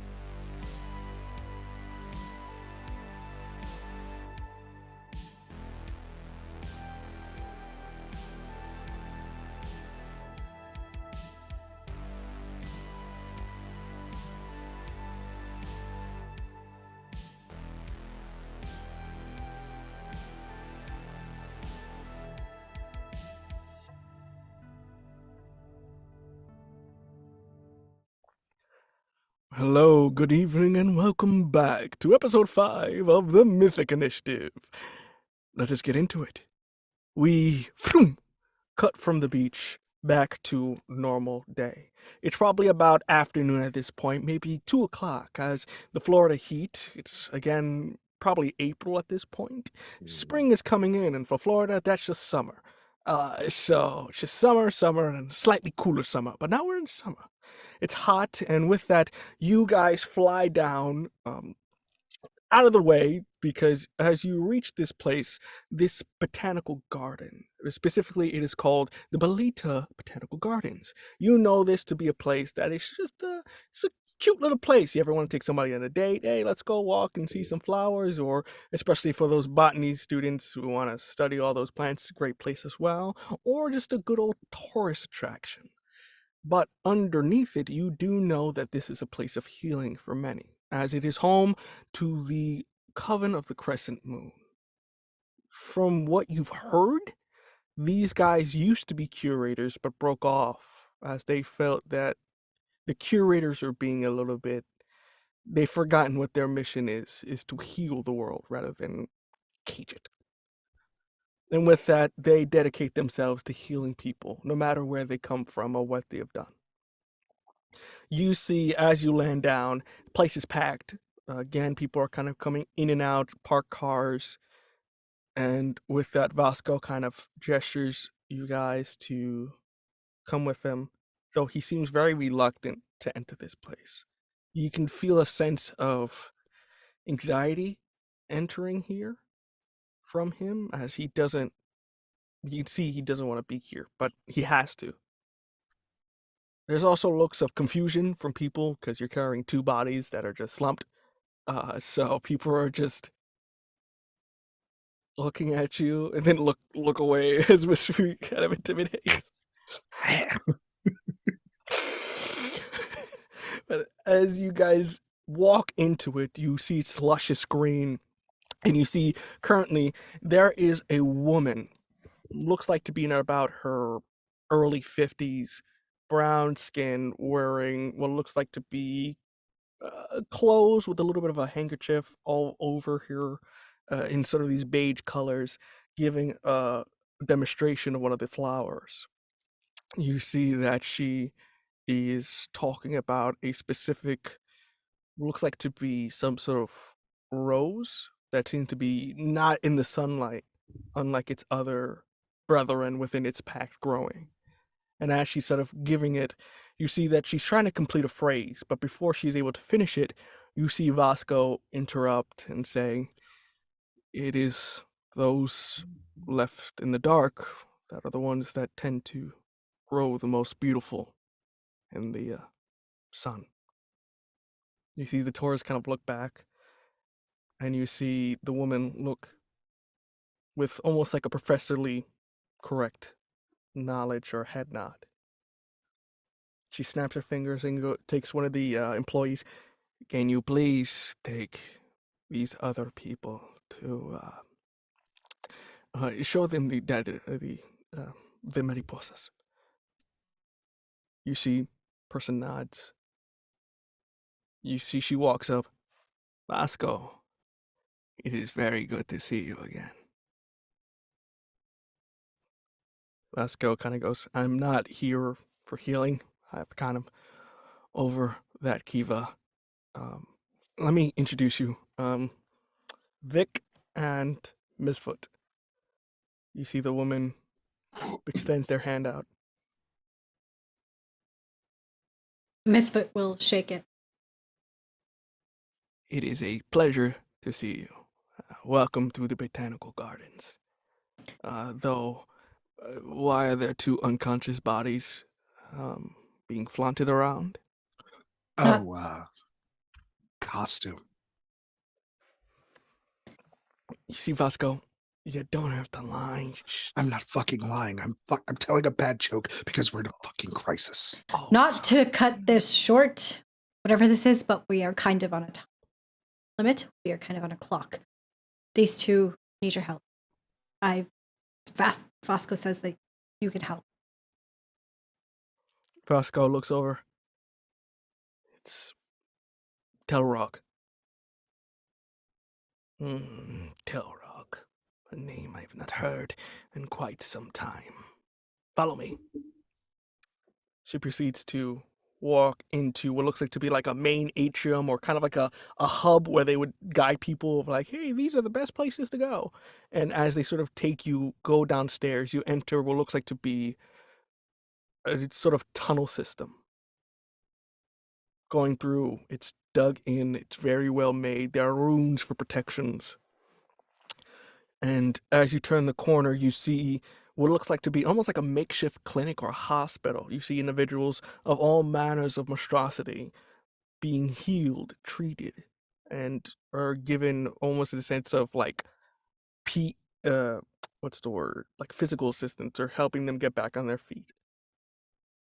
And she goes, we dedicate ourselves to healing monsters, not hunting them down.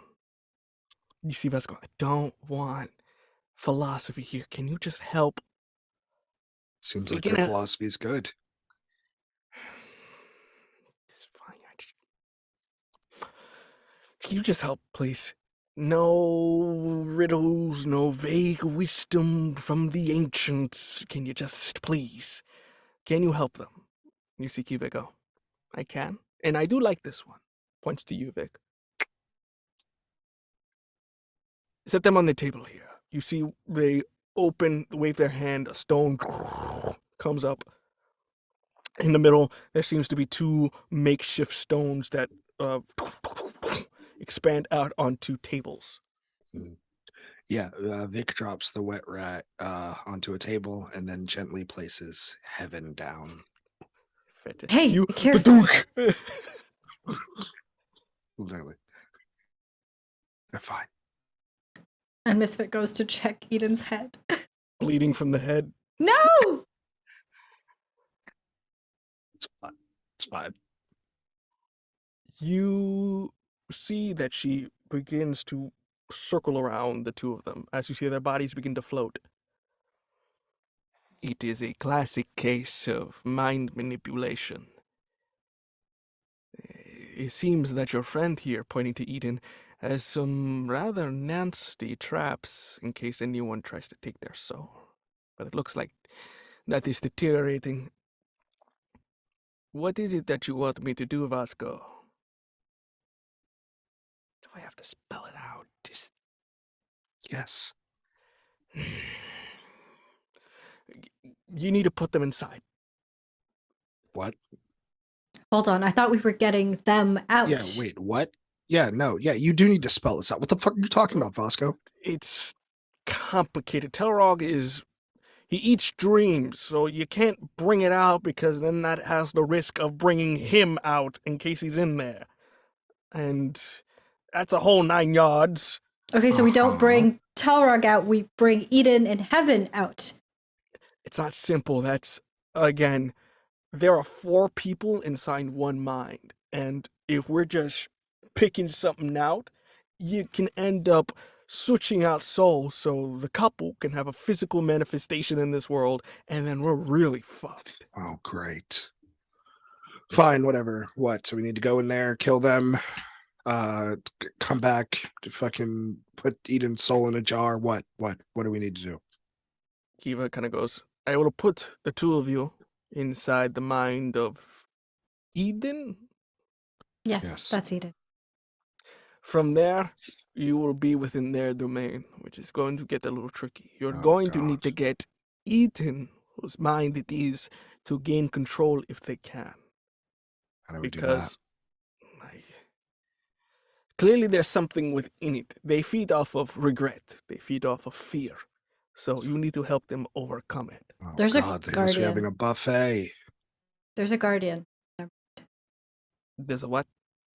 Guardian of some kind. Have you been inside Eden's mind? You know what? Actually, don't answer. You see, Don't tell me yeah, that. that's a good question. Have you No, been no, inside? hey, I, as someone that watches this on a daily basis, let's not ask today. Is this a sex thing? Is that what it is? You're asking the question that I don't want to know. It's I not. don't know. Anything can help. For once. That feels worse. I'm not gonna. You know what? I'm relieved. you should actually, I want to talk to you after this. So feel all of that relief. Because it's starting to get weird that the fucking organization wants, soul demons not dead, because we're hunting this shit and this shit keeps happening. So think on that. Okay. I will determine what I can give you. That's best I can do. Okay, cool. I'm gonna determine how long you live based on how much shit I have to go through in Eden's mind. Can we Don't have to please? be mean. Let's go. The clock. I'm going to need you to close both of your eyes and sleep. Like standing up, like just like this. No, on the tables, as you see, they come off the ground. Okay. And Misfit, I think, lies down in the slab that is next to Eden's, and he looks over at Eden. I think, like, reaches out and like grabs Eden's hand, which I don't know if you can feel that from inside your brain, but they grab Eden's hand and like, hold it tight. Yeah, Vic looks at you, says "gay ass," and then does the exact same thing on the slab next to Heaven. You see Vasco go, good luck, you two. I'll try to contact the agency, see maybe what we can do back home, and see what can happen. But I'll be here. See you on the other, or I guess see you when we get back. With that, she says, hold your breath.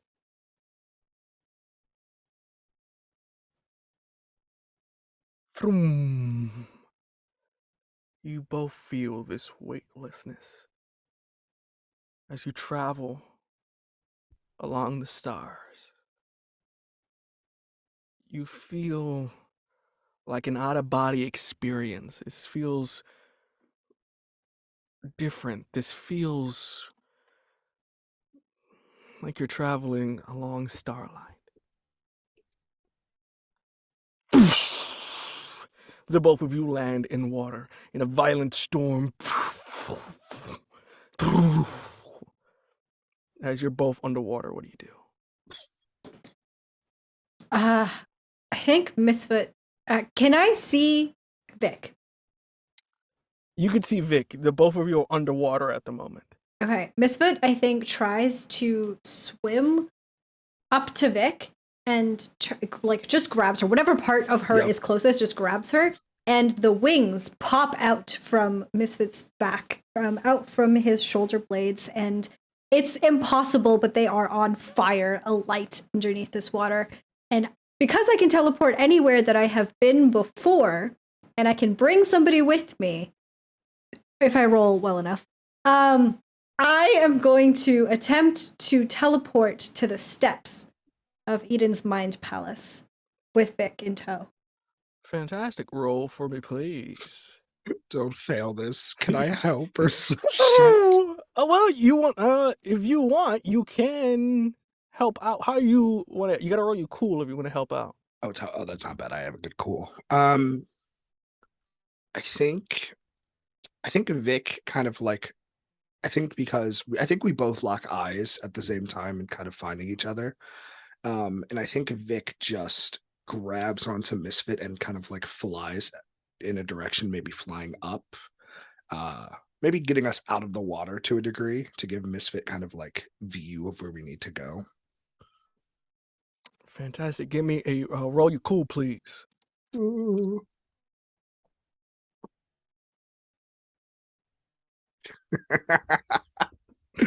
That's a 6. Fantastic. With that, Misfoot, you got no help here, so it's just whatever you bonuses you got. Did you fail? Did you fucking? I rolled a 2. How did you roll a 2? Wait, use your luck. Oh, yes. Okay, yes. Thank you for reminding me that exists. Misfit, I think at first I think there's a shot of Misfit with the wings out, holding on to Vic's hands, as the two of them are sort of wrapped around each other, like shooting up out of the water.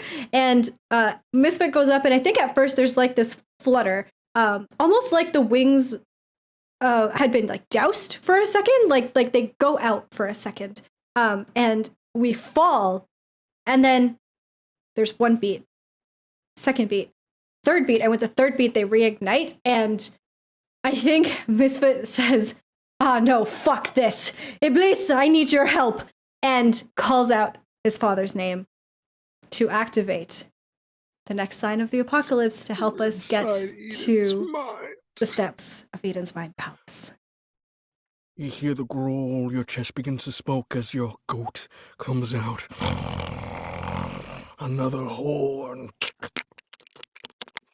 pulls out, and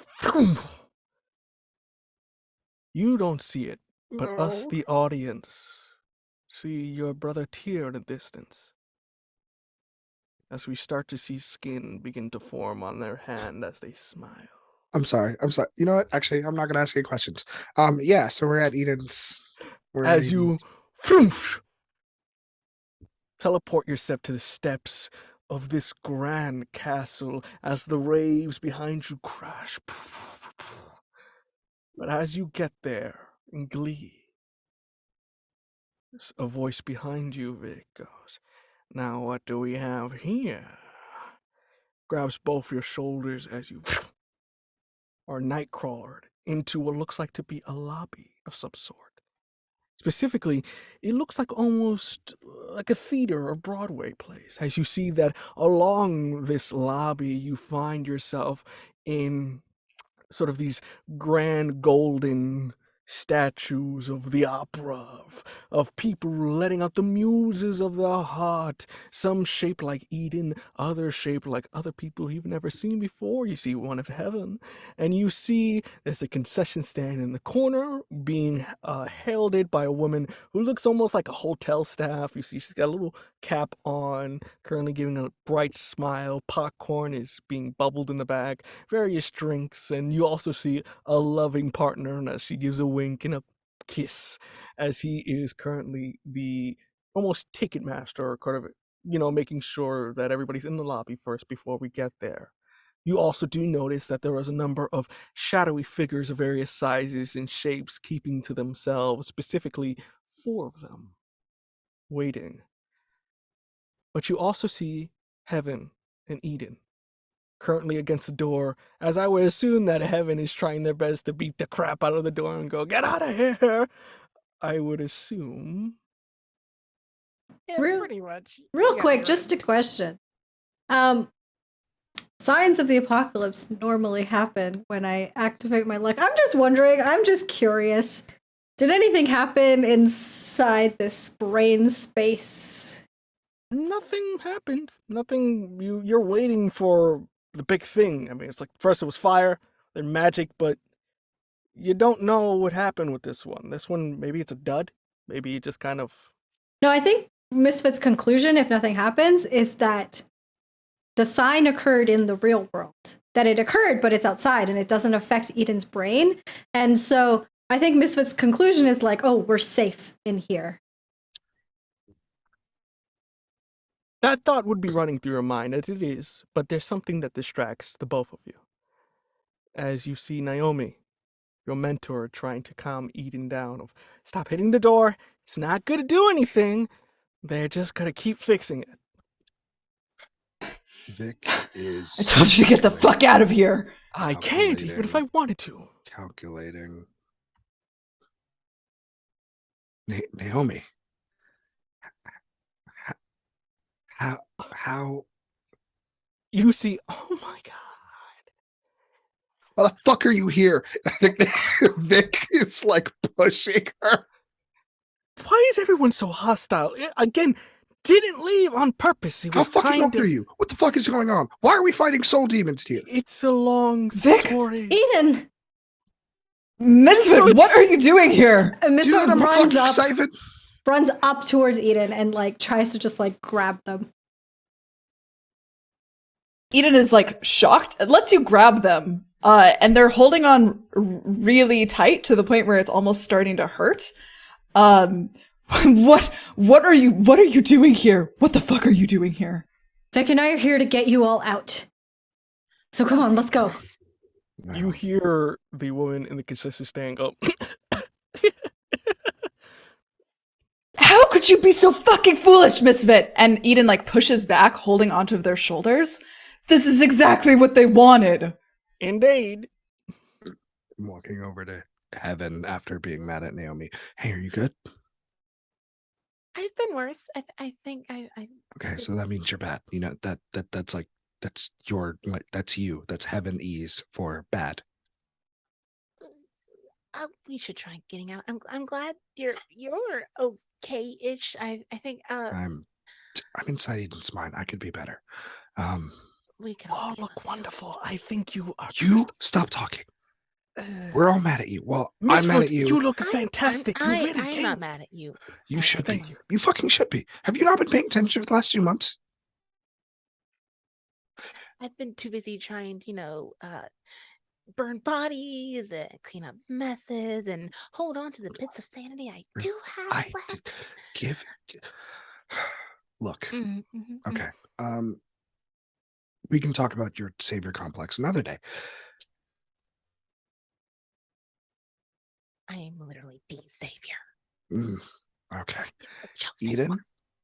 I need you to believe in yourself, click your heels twice, and get us the fuck out of here. Because apparently that's the only way that we're going home.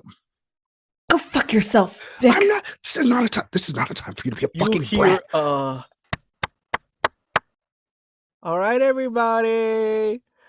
You see the ticket master. Please, your tickets are now valid.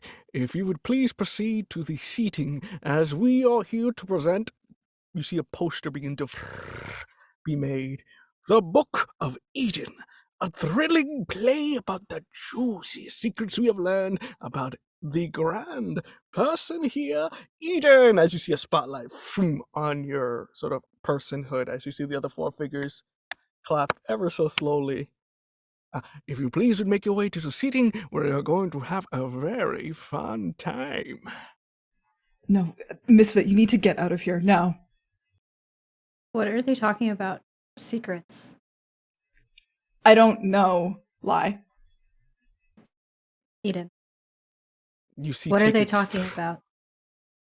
all form in your hand. This is some kind of fucked up something. Just get out of my brain. You know what happened the last time you were here. Why are you back? Don't ask. Because don't ask and I think you know the words that were about to come out of Misfit's mouth. I'll give you a moment if you want.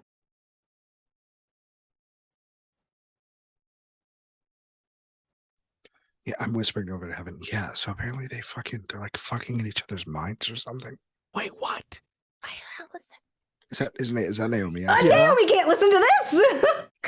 Naomi. Okay, actually, Naomi, come here. So apparently, like, it just like goes into like Oh, a whole gossip session Oh about my the last like So 2 are you ready? months. Are you ready? out of my room.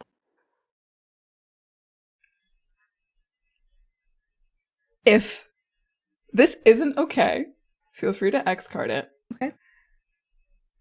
Eden backhands Misfit instinctively. It is the only thing they can think to do to get the word out of their mouth. That's fine. Okay. Is that fine with the rest of the table? Cool. Don't you fucking dare. Don't you fucking dare to lie to me right now. Let's watch. You see the man gleefully smile. Please, we got you the front row seats right next to the ensemble. You really want to feel the music in these things. Again, it is an amateur production, but we think we did quite splendid, didn't we, honey? I believe we did. Misfit sits down. 1 ticket a minute. Well, come on. Misfit. Sit down, lover boy. We can't get out of this until you overcome this shit. Vic sits down. Are you fucking kidding me? Heaven, please. What what do you want me to do? I can't do any. This is your brain, which Mint's been in. I don't know why that's so surprising to me. Maybe this will be good for you. You can exhume some things. Maybe you can finally get something off your chest when it's against your will. And he walks off too. Off my chest. Are you fucking serious? He's already gone. And Eden looks at the 2 AD. I'm not going in. Oh, of course you don't. Why would the star of our play walk through the audience? It is your story. Snaps fingers. You find yourself in the backstage. Clothes that you haven't worn since the 70s. Tattoos gone. Hair roughly the same. And as you all take your seats, you see that the area is full of the undead. Ghost-like figures as they all in unison watch you walking down the aisle. Except for those 4 other figures that seem to have free movement of their own. And you see, as you sit down, the ensemble is made of the undead as well, as you just hear as they begin to play the music. Walking on the stage in a very luscious fashion, in a suit and tie with fishtails on it, black and white, you see Alfonso and his loving compatriot partner walk onto stage. Ladies and gentlemen, we would love to welcome you to the Book of Eden. We worked very hard on putting this play together, but it would not be possible with our patron. Putting their hands up, you see in a separate, almost booth or balcony on the Opera House, you see the Dread King waving. You see the forced claps of the undead. You see the other 4 members slowly clapping. He brought us all together, and if it wasn't for him, we would still be at each other's throats, necks, or any other appendage that is important for our survival. With that, ladies and gentlemen, let us tell you the story of Eden. You see they walk off stage, you see the curtains. You all remember this setting, as it looks like a makeshift play, almost like a sitcom set, of the house. You see, walking onto the stage, yourselves, younger. You remember this night. This was 7 years ago. And while you are not there, the characters on stage speak in the same intonation, the same charisma, the same stats you had all those years ago. We begin our first act with Eden's first regret. Honey, what was it again? Their first regret happened on the night 7 years ago when their mentor disappeared. As Eden, you walk onto the stage as you are pushed. And you see a figure, spotlight on you, anxiety driving you. You don't have a heart, but if you did, it would be racing. You can't see the audience, but you know they're out there. You know everybody's watching. And as the play begins, the scene plays out in your mind. You see Director Hobbs walk in. Mythics, as you well know, your mentor is gone. They left no warning or anything of that nature, so sadly, the program is being shut down. But you have 2 options. Continue to work for us, and you will get all the benefits and pensions and whatnot for your service to the agency, or you can leave. There is no 2 ways about this. You can have a normal life with no strings attached, but the option's up to you. I will let you decide among yourselves as he walks off stage left. What happens? What are you talking about? No. No, what are you talking about? She can't be gone. What do you mean she's gone? I this has to be a test or something. There's no way she's just gone. What does it matter anyway? She never cared about us. Well, never cared about me. Gone. No. She's not gone. No. What the fuck? Why are you all so upset? This is good. We can leave. You can leave. You always I'm could have not left. going anywhere. I could Devil not. boy. Could have left. What are you talking about? Naomi kept me here just as much as she kept all of you. What's that supposed to mean? Nothing. Yeah, all right. Of course. Damn straight nothing. Whatever. Well, fine. We'll go find her, right? That must be the new mission, so we'll go find her. Right? That sounds about right. I'm pretty sure they just gave us our one-way ticket out of here. Am I the only one that heard that? Find her. You think she wants to be found? You think we could find her if we really tried? Yes. Well, she wouldn't leave me. What makes you so special, Eden?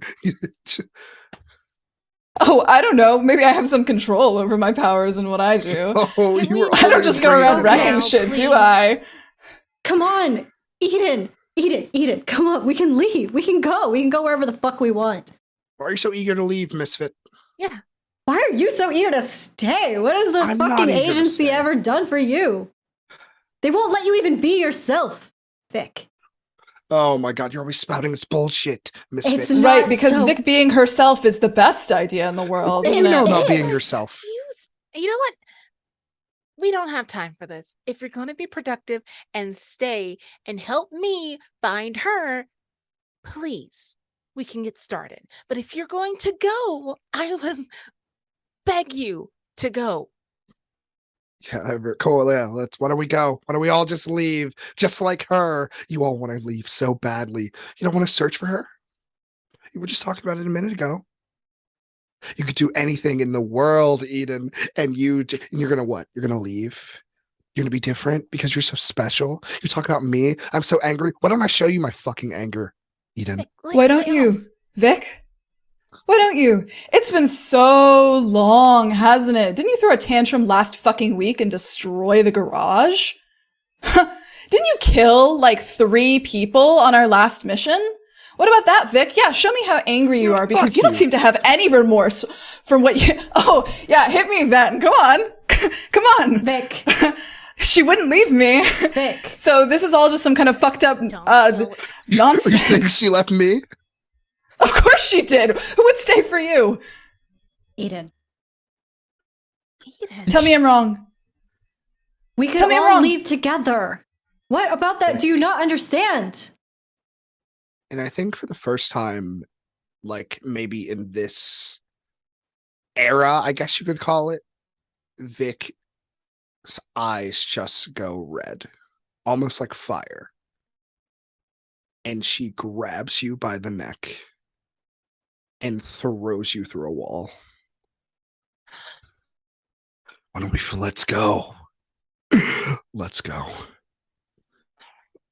And up from the rubble comes like a shaky form, but then the rubble also starts to rise, right?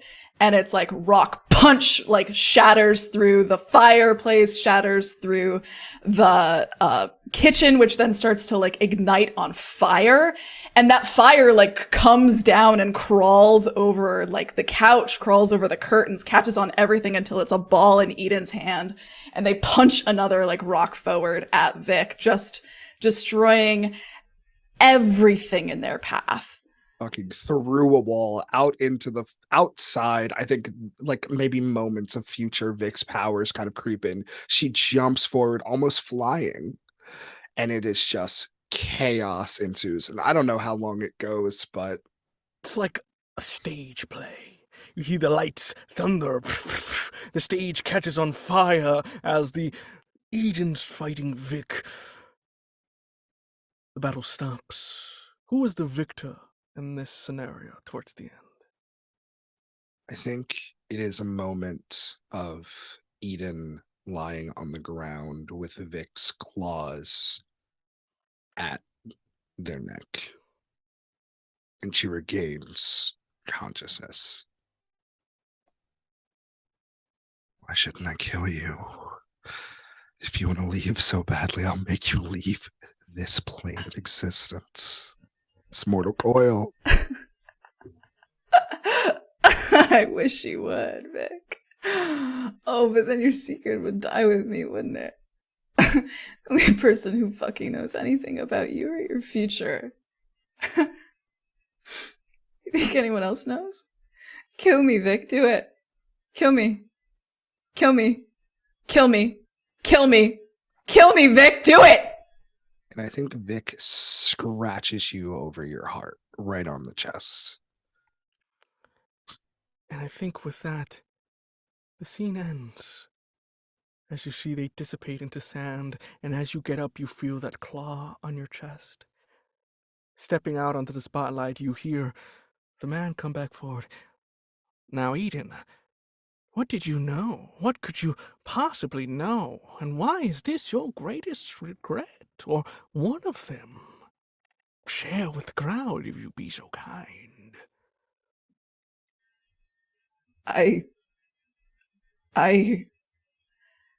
It's not what I meant. It's not what I said. I couldn't. Ladies and gentlemen, I didn't. They knew. They knew exactly what Vic was. The day they got picked up, they knew they were a siphon. They knew they were destruction, but yet they let them in. And they left. The deepest regret is that they left when their friends needed them the most. Is there anything more sad? As you see, a forced sobbed between the people. But I was trying to figure out what was going on. I was trying to help. It would be better if I wasn't there. You see what happens when I'm that there. four-letter word, Eden, help. There was another time you helped somebody, wasn't there? Let's go to that. No. You get pushed back into the stage as the curtain drops. You begins to get forced, changed into clothes, and for some reason you feel younger than you were before. You're pushed out onto the stage again, this time on a boat. Ladies and gentlemen, my wife will take it from here. Thank you, my dear husband. Act 2, the climax, if you will. For what could be a greater regret than keeping information to themselves and, well, lying? Oh, I know. How about when they gave up their heart? As we open up on a scene, Heaven and Vic. I keep fucking up. Eden and Heaven. There we go. You're in the middle of a hurricane. Your sail broken, rudder lost. You were on a mission. A great serpent of some kind was invading the city. You managed to drive it away, but you got separated from everybody else, and it is now just Heaven and Eden in a storm. A hurricane Cat 5 as you're fighting vicious waves. Water heavy, winds flurrying.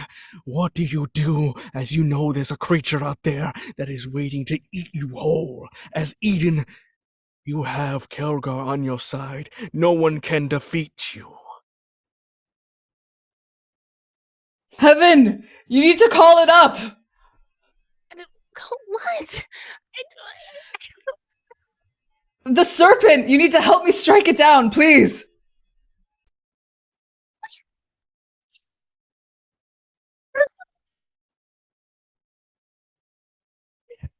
And like they're curling like a tornado drill into We a lost you a ball. little bit there, Heaven. Oh no. They are just a flurry of emotion and curling into themselves physically to brave the weather over the mission. Heaven, please, please, please, please, please, come on, come on. And Eden gets down next to Heaven. Come on, please. You can hold the sword. Okay. Come on. We could do this. This is our chance. Look at me. This is our chance. This is your chance to be something. To be something, just like Naomi wants.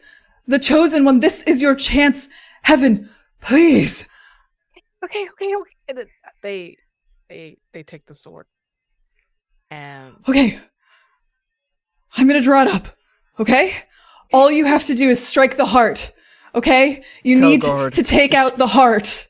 Calgar is speaking. This is not a good idea. They are not the chosen one. This is a bad idea. Bad things happen Shut to the those fuck who... up and get in their hand. Do you understand me? I am warning you, you should not do this. Only bad things happens when I am wielded by someone who is not chosen. They are chosen. We're twins, okay? It'll work just fine. Just, they need this. Okay? They need this. I need this. Fine. Okay. You can do it, Heaven. okay. Please. Okay. You see I it know you coming. can. A large serpent. The water's parting as it creates its own waves. And Eden runs up to the bow of the ship, like all the way in front, and they like start pulling the ambient magic of the rain around them, pulling the literal raindrops away from them, pulling the beast closer, grabbing onto every scale, starting to, even if they can, force their magic that way to move the scales out of the way of the heart, so Heaven can get the perfect attack in. It is a might of magic as you go to the front of the ship, rain in your face, wind covering as you control it, streaming at the top of your lungs. The water droplets stop. You see the serpent falling, coming out of the ground. You see its scales. Eden. Heaven, now! Get its heart! And with a cry, they just stab it through. As you see the blood across your face.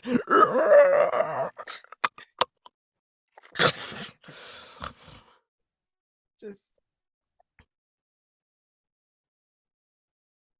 completely destroyed. And I think they leave this Kel in the beast.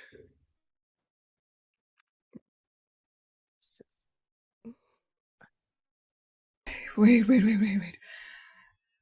Eden. And Eden looks around. Go ahead. No, please continue.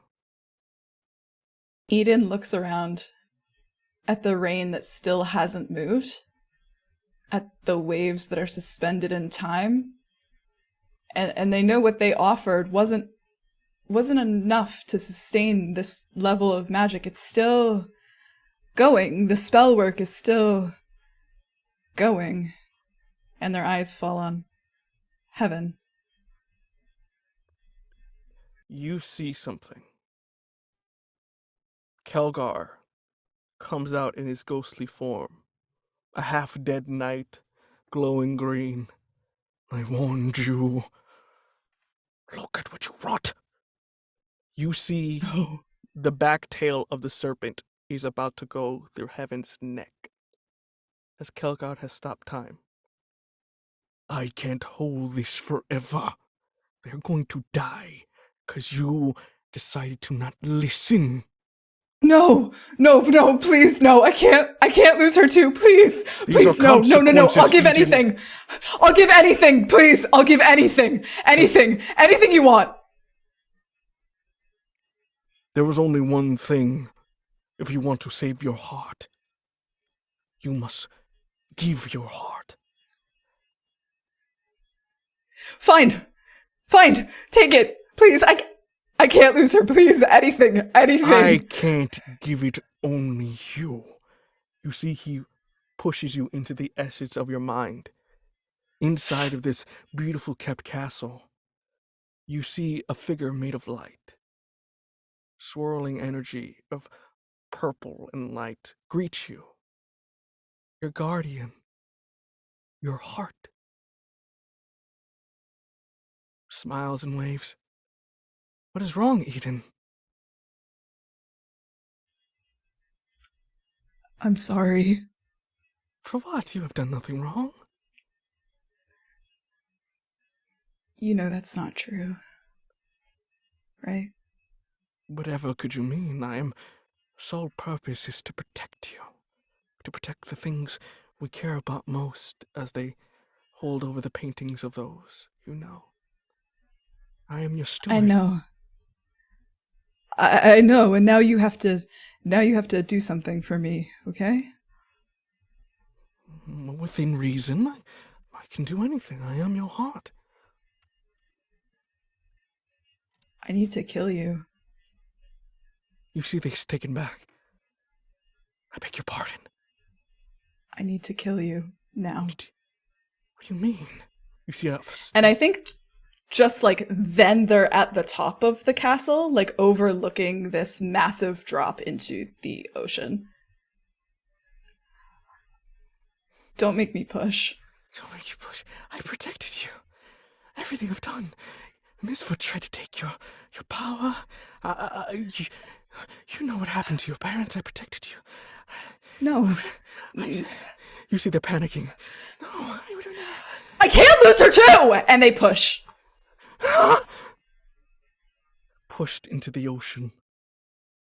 You see Karl go, by the powers of be, you have sacrificed your heart. For no longer you are the chosen, you are mortal, forever bound to walk the earth, to feel no emotion, no heart, no love. For now you are heartless. And immediately the sword goes into Heaven's hand, glimmers, and it cuts back to you on the spotlight. Now, Heaven dear, what did you regret here? What did you lose, fair child?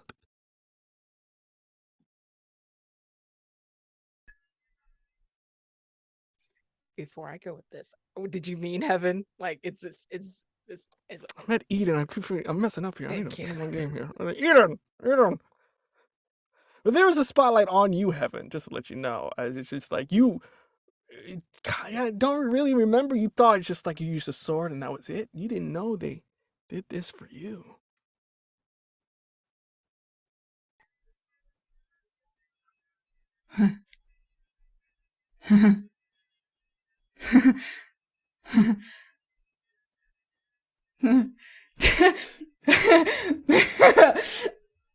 You see the crowd laughs with you. The laugh starts turning into sobs. Eden didn't cry since coming to the Mythic Initiative. They cried once, 15 minutes after, on the boat with Heaven. They full-bodied sobbed for 15 minutes, and then they didn't cry again. Ever. As a child, as a teenager, as an adult, and now on the stage, in the spotlight, laughing, sobbing, over the scar of the broken heart on their chest, inside an eye.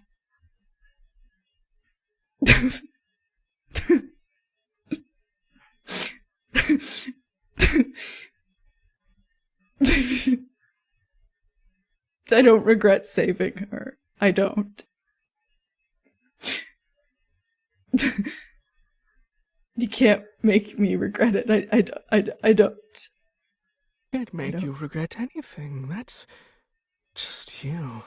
It's always been you, darling. But let's not get ahead of ourselves. You wouldn't cry for this. No, that's not pain. Husband, would you care to join me for this last act, the crescendo, if you will? Please don't. Please don't. Oh, but Please we have will. mercy. Mercy. Please.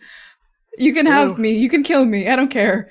Just please Where was don't. the mercy for us? Where was the mercy when we were just trying to live our lives, when we were trying to do good by the agency? Where was the mercy then? Where was the mercy when they killed my wife in front of me and told me that I have gone too far and that I needed to die? What was the mercy when we... You see, they begin to form into one being. Two heads, both with blue eyes, a robe that sort of scatters in the wind made of blue starlight. Where was our mercy when we spent 7 years? Longer, no, 60 years, no, longer, so many years, fighting for our lives with only our love.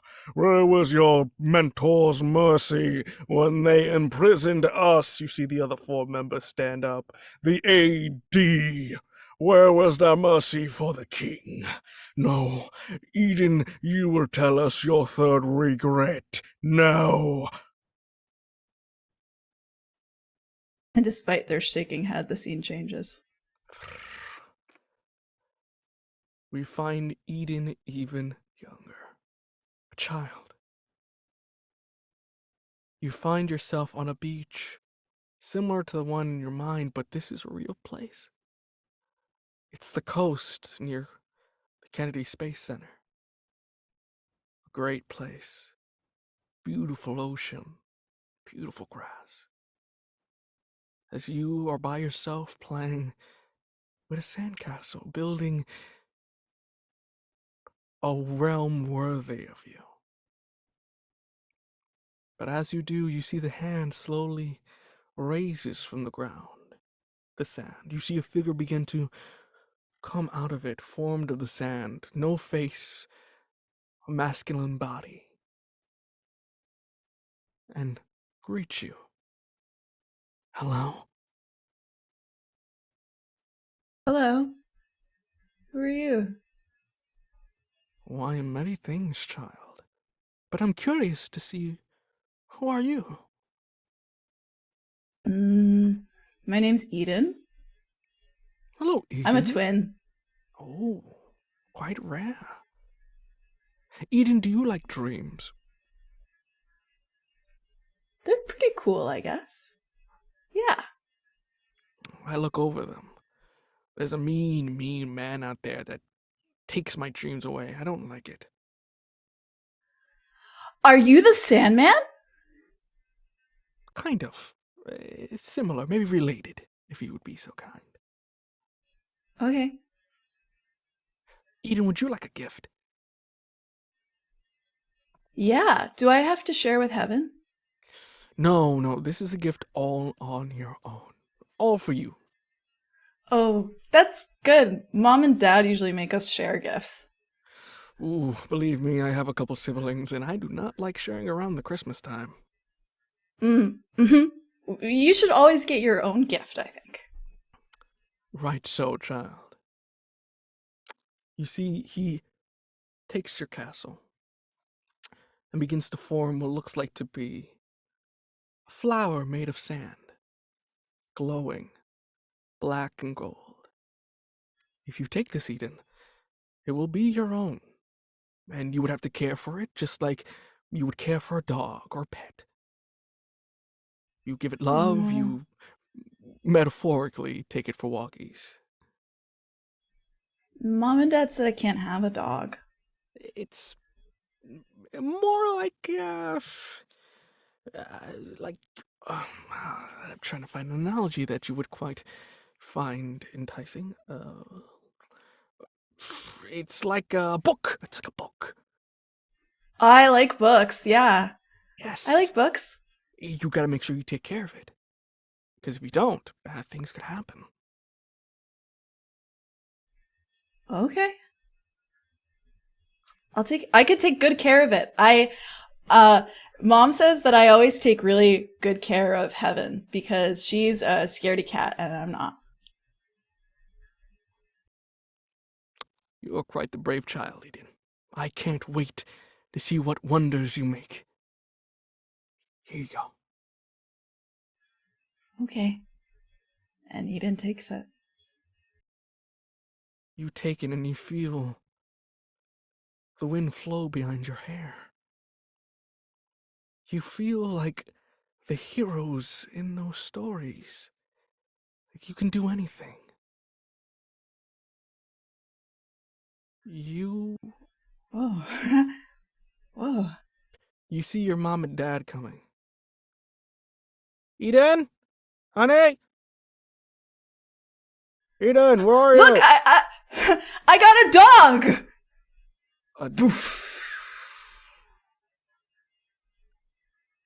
And everything comes out. As they want to show them everything. Wait, that's not what I meant. I didn't get a... Mom?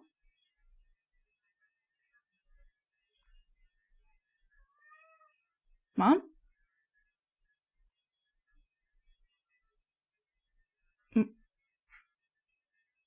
Mom?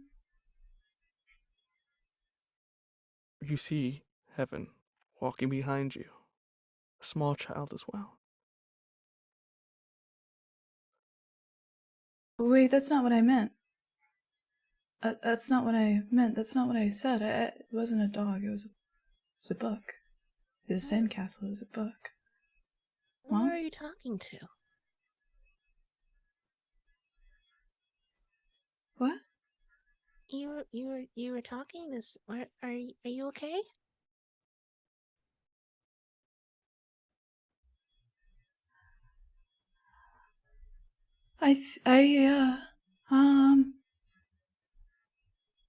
Yeah. Yeah. I was just playing hide and seek with... I was just playing hide and seek. I don't see anybody. How can you? I don't think you can play hide and seek by yourself. By myself? Yeah. Unless, am I supposed to be hiding? I can, or I can start counting, or I think you were playing by yourself. You just didn't want to. You don't have to play with me, I guess. No, we could play together. Heaven? Yeah. We could play together. It's always just been us. Right? It's always just been us. We always play together. Just the two of us. Yeah. Because they're gone. Who? The people I was playing hide and seek with are gone. Oh. Maybe we should go to its. We shouldn't be. We shouldn't. We shouldn't be here. We should go. We should. It's getting late. Don't worry, I'll take care of us. Right? I always do. I always take care of us. I always take care of us. I always take care of us. I always take care of us. Oh, I always take care of us. I always take care of us. I always... Eden, you're not okay. We should do something. It's okay. I'll count and you hide. 1. She's a little indignant, but since they're playing hide and seek now, stomps off while Eden counts. We see, as Eden counts, that sand that was once your parents begins to go along the same beach you have seen within your mind, and building on top of itself from the sand, made from their very essence, their very fiber, their very love. A castle is formed in the deep recesses of your mind, as you are on the stage once more. What was that grand lie, Eden? What did you do, my child?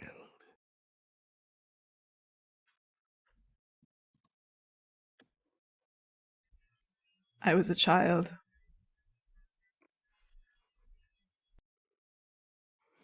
Oh, is that what you tell yourself to sleep better at night?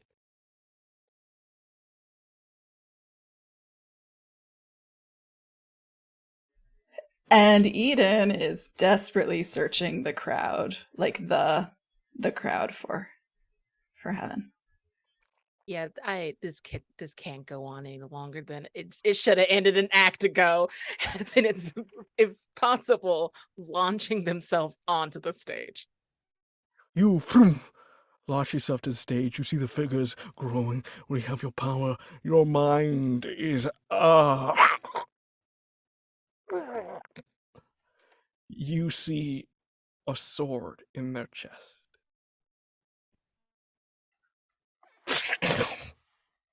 They are cut in half. As you see the Dread King covered in their blood. You see the others in the back. God damn it, I thought you said we were on the same goddamn side. You could kill him right here. Shut the fuck up and sit down. You see the figure. All of them sit down. You see the sword they're holding. It's not any sword. They have Kelgar. Glowing in a bright red. They didn't listen. And when you don't listen, you don't get to be part of the group. You see that they're still, the halves of them are trying to crawl back together. I thought you said we were on the same side. We're on my side.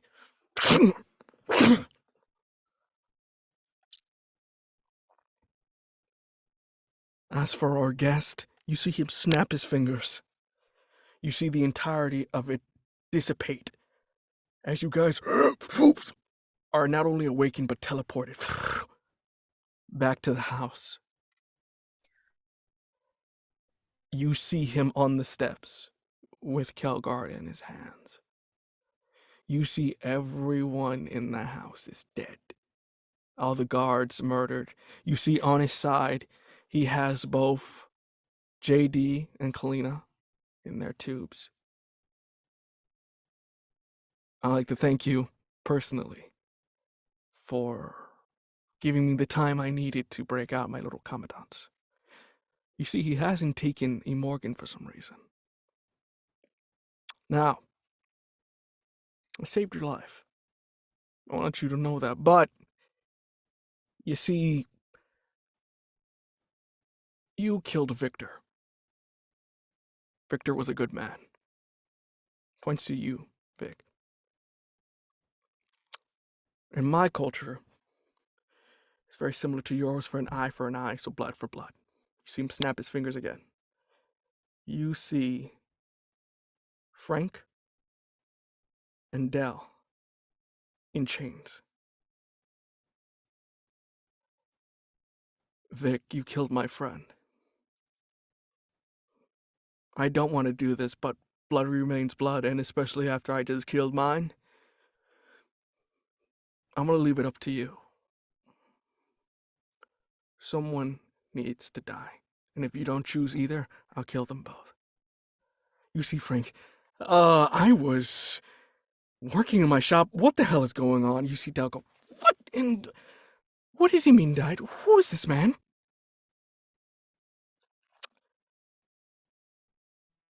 You see Frank, oh, that's a big sword. I'm not dying to a sword. Hey, Vic, I don't want to die. I have my dad's shop. You see Dell go, Vic, what's going on? I let the monster out, and this is the consequence. You see the Dread King stands, sword, pommel in his hand. Choose.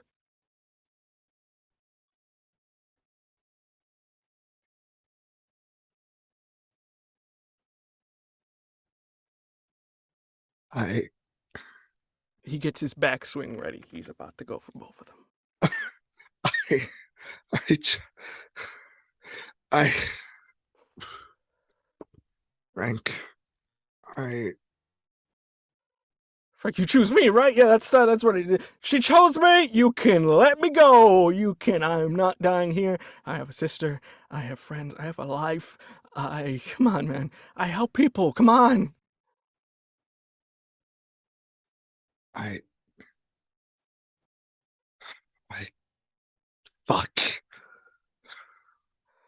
You see, he arcs his arm. You choose now or they both die.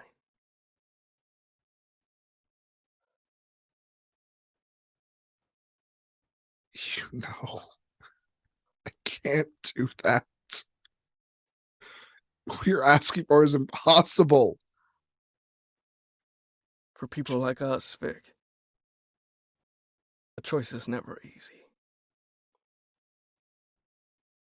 Is why I give you the kindness of you choosing. Why But I will make the choice for you if you don't choose. Why can't you take me? Because you have a grand part to play in my plans. You say Victor was a good person. What good is a person that someone like you trusts? You're going to regret this. I know. But it has to be done. I told you blood for blood, so choose. I think this is a weird request.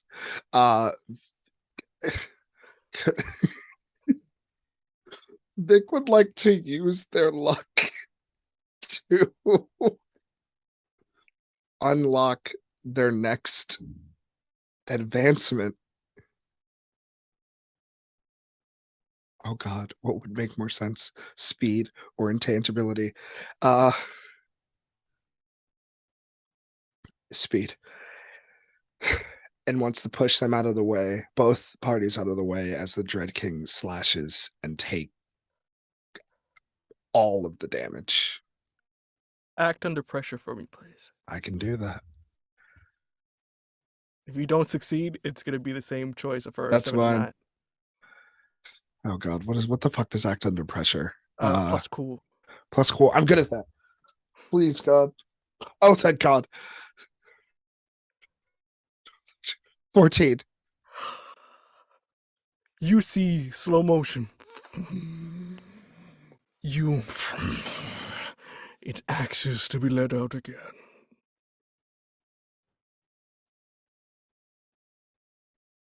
You've always been out. Let's do this. Slow motion. You inhaled part of a Mogan, and that speed of his is inside of you. You rush. Boom! Push the two of them out the way. As you see, he goes for you and slices right into your side. You take 5 points of harm. That's fine. You see him astonished. Very intriguing. I'm Drops a greedy. sword. And I would like to not necessarily an attack, but grab at them and attempt a life drain. Try attempt. And I'm assuming I roll plus. Let's kick some ass.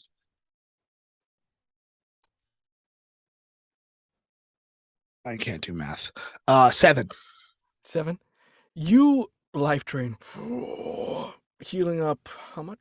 I think like 1. 1. But as you do, you see his body reacts as well. You see something in the middle of his chest push you back as you're on the brink of death. I gave you a choice you didn't choose. But that in itself is a choice. Let it be known, you fuck with my affairs again. I kill everyone you care about, not just you Heaven, you Misfoot, and you Eden. Your father will fall at my hands. Anyone that has ever cared for you, Heaven, will die. Me included. Heaven, Eden. I don't know if there's anything left, but I will rot down that castle in your mind into rubble, and Misfoot, I will kill your father and make your brothers and sisters grovel at my feet. Let it be known that is the decree of the Dread King. And now you know who you face against as he disappears with JD and Kalina in his hands. And I think we cut to one last scene. We find ourselves deep within the Curator's Society. You see a bunch of doctors are monitoring Naomi, changing out IV bags. She goes like this stuff like crazy. I swear to God, I'm tired of this. Where her vitals are stable, she's got. What the hell? You see, bloop, bloop, bloop. She's a gets grabbed by the neck, thrown through the window. You see, she begins to get out. She begins to rip and tear as the guards are. Naomi, just wait! She blasts, killing, ripping throats, getting her away as she makes her way to the main cells. She sees the machine that is within Sector Z and begins to shove her arm in, ripping out what looks like to be a prism. You see a bunch of soldiers put guns. You see Hobbs. Naomi, you're awake. Oh, I'm fucking awake, and I know what you did. What are you talking about? I know what you did to my son. And that is what we shall end it here today.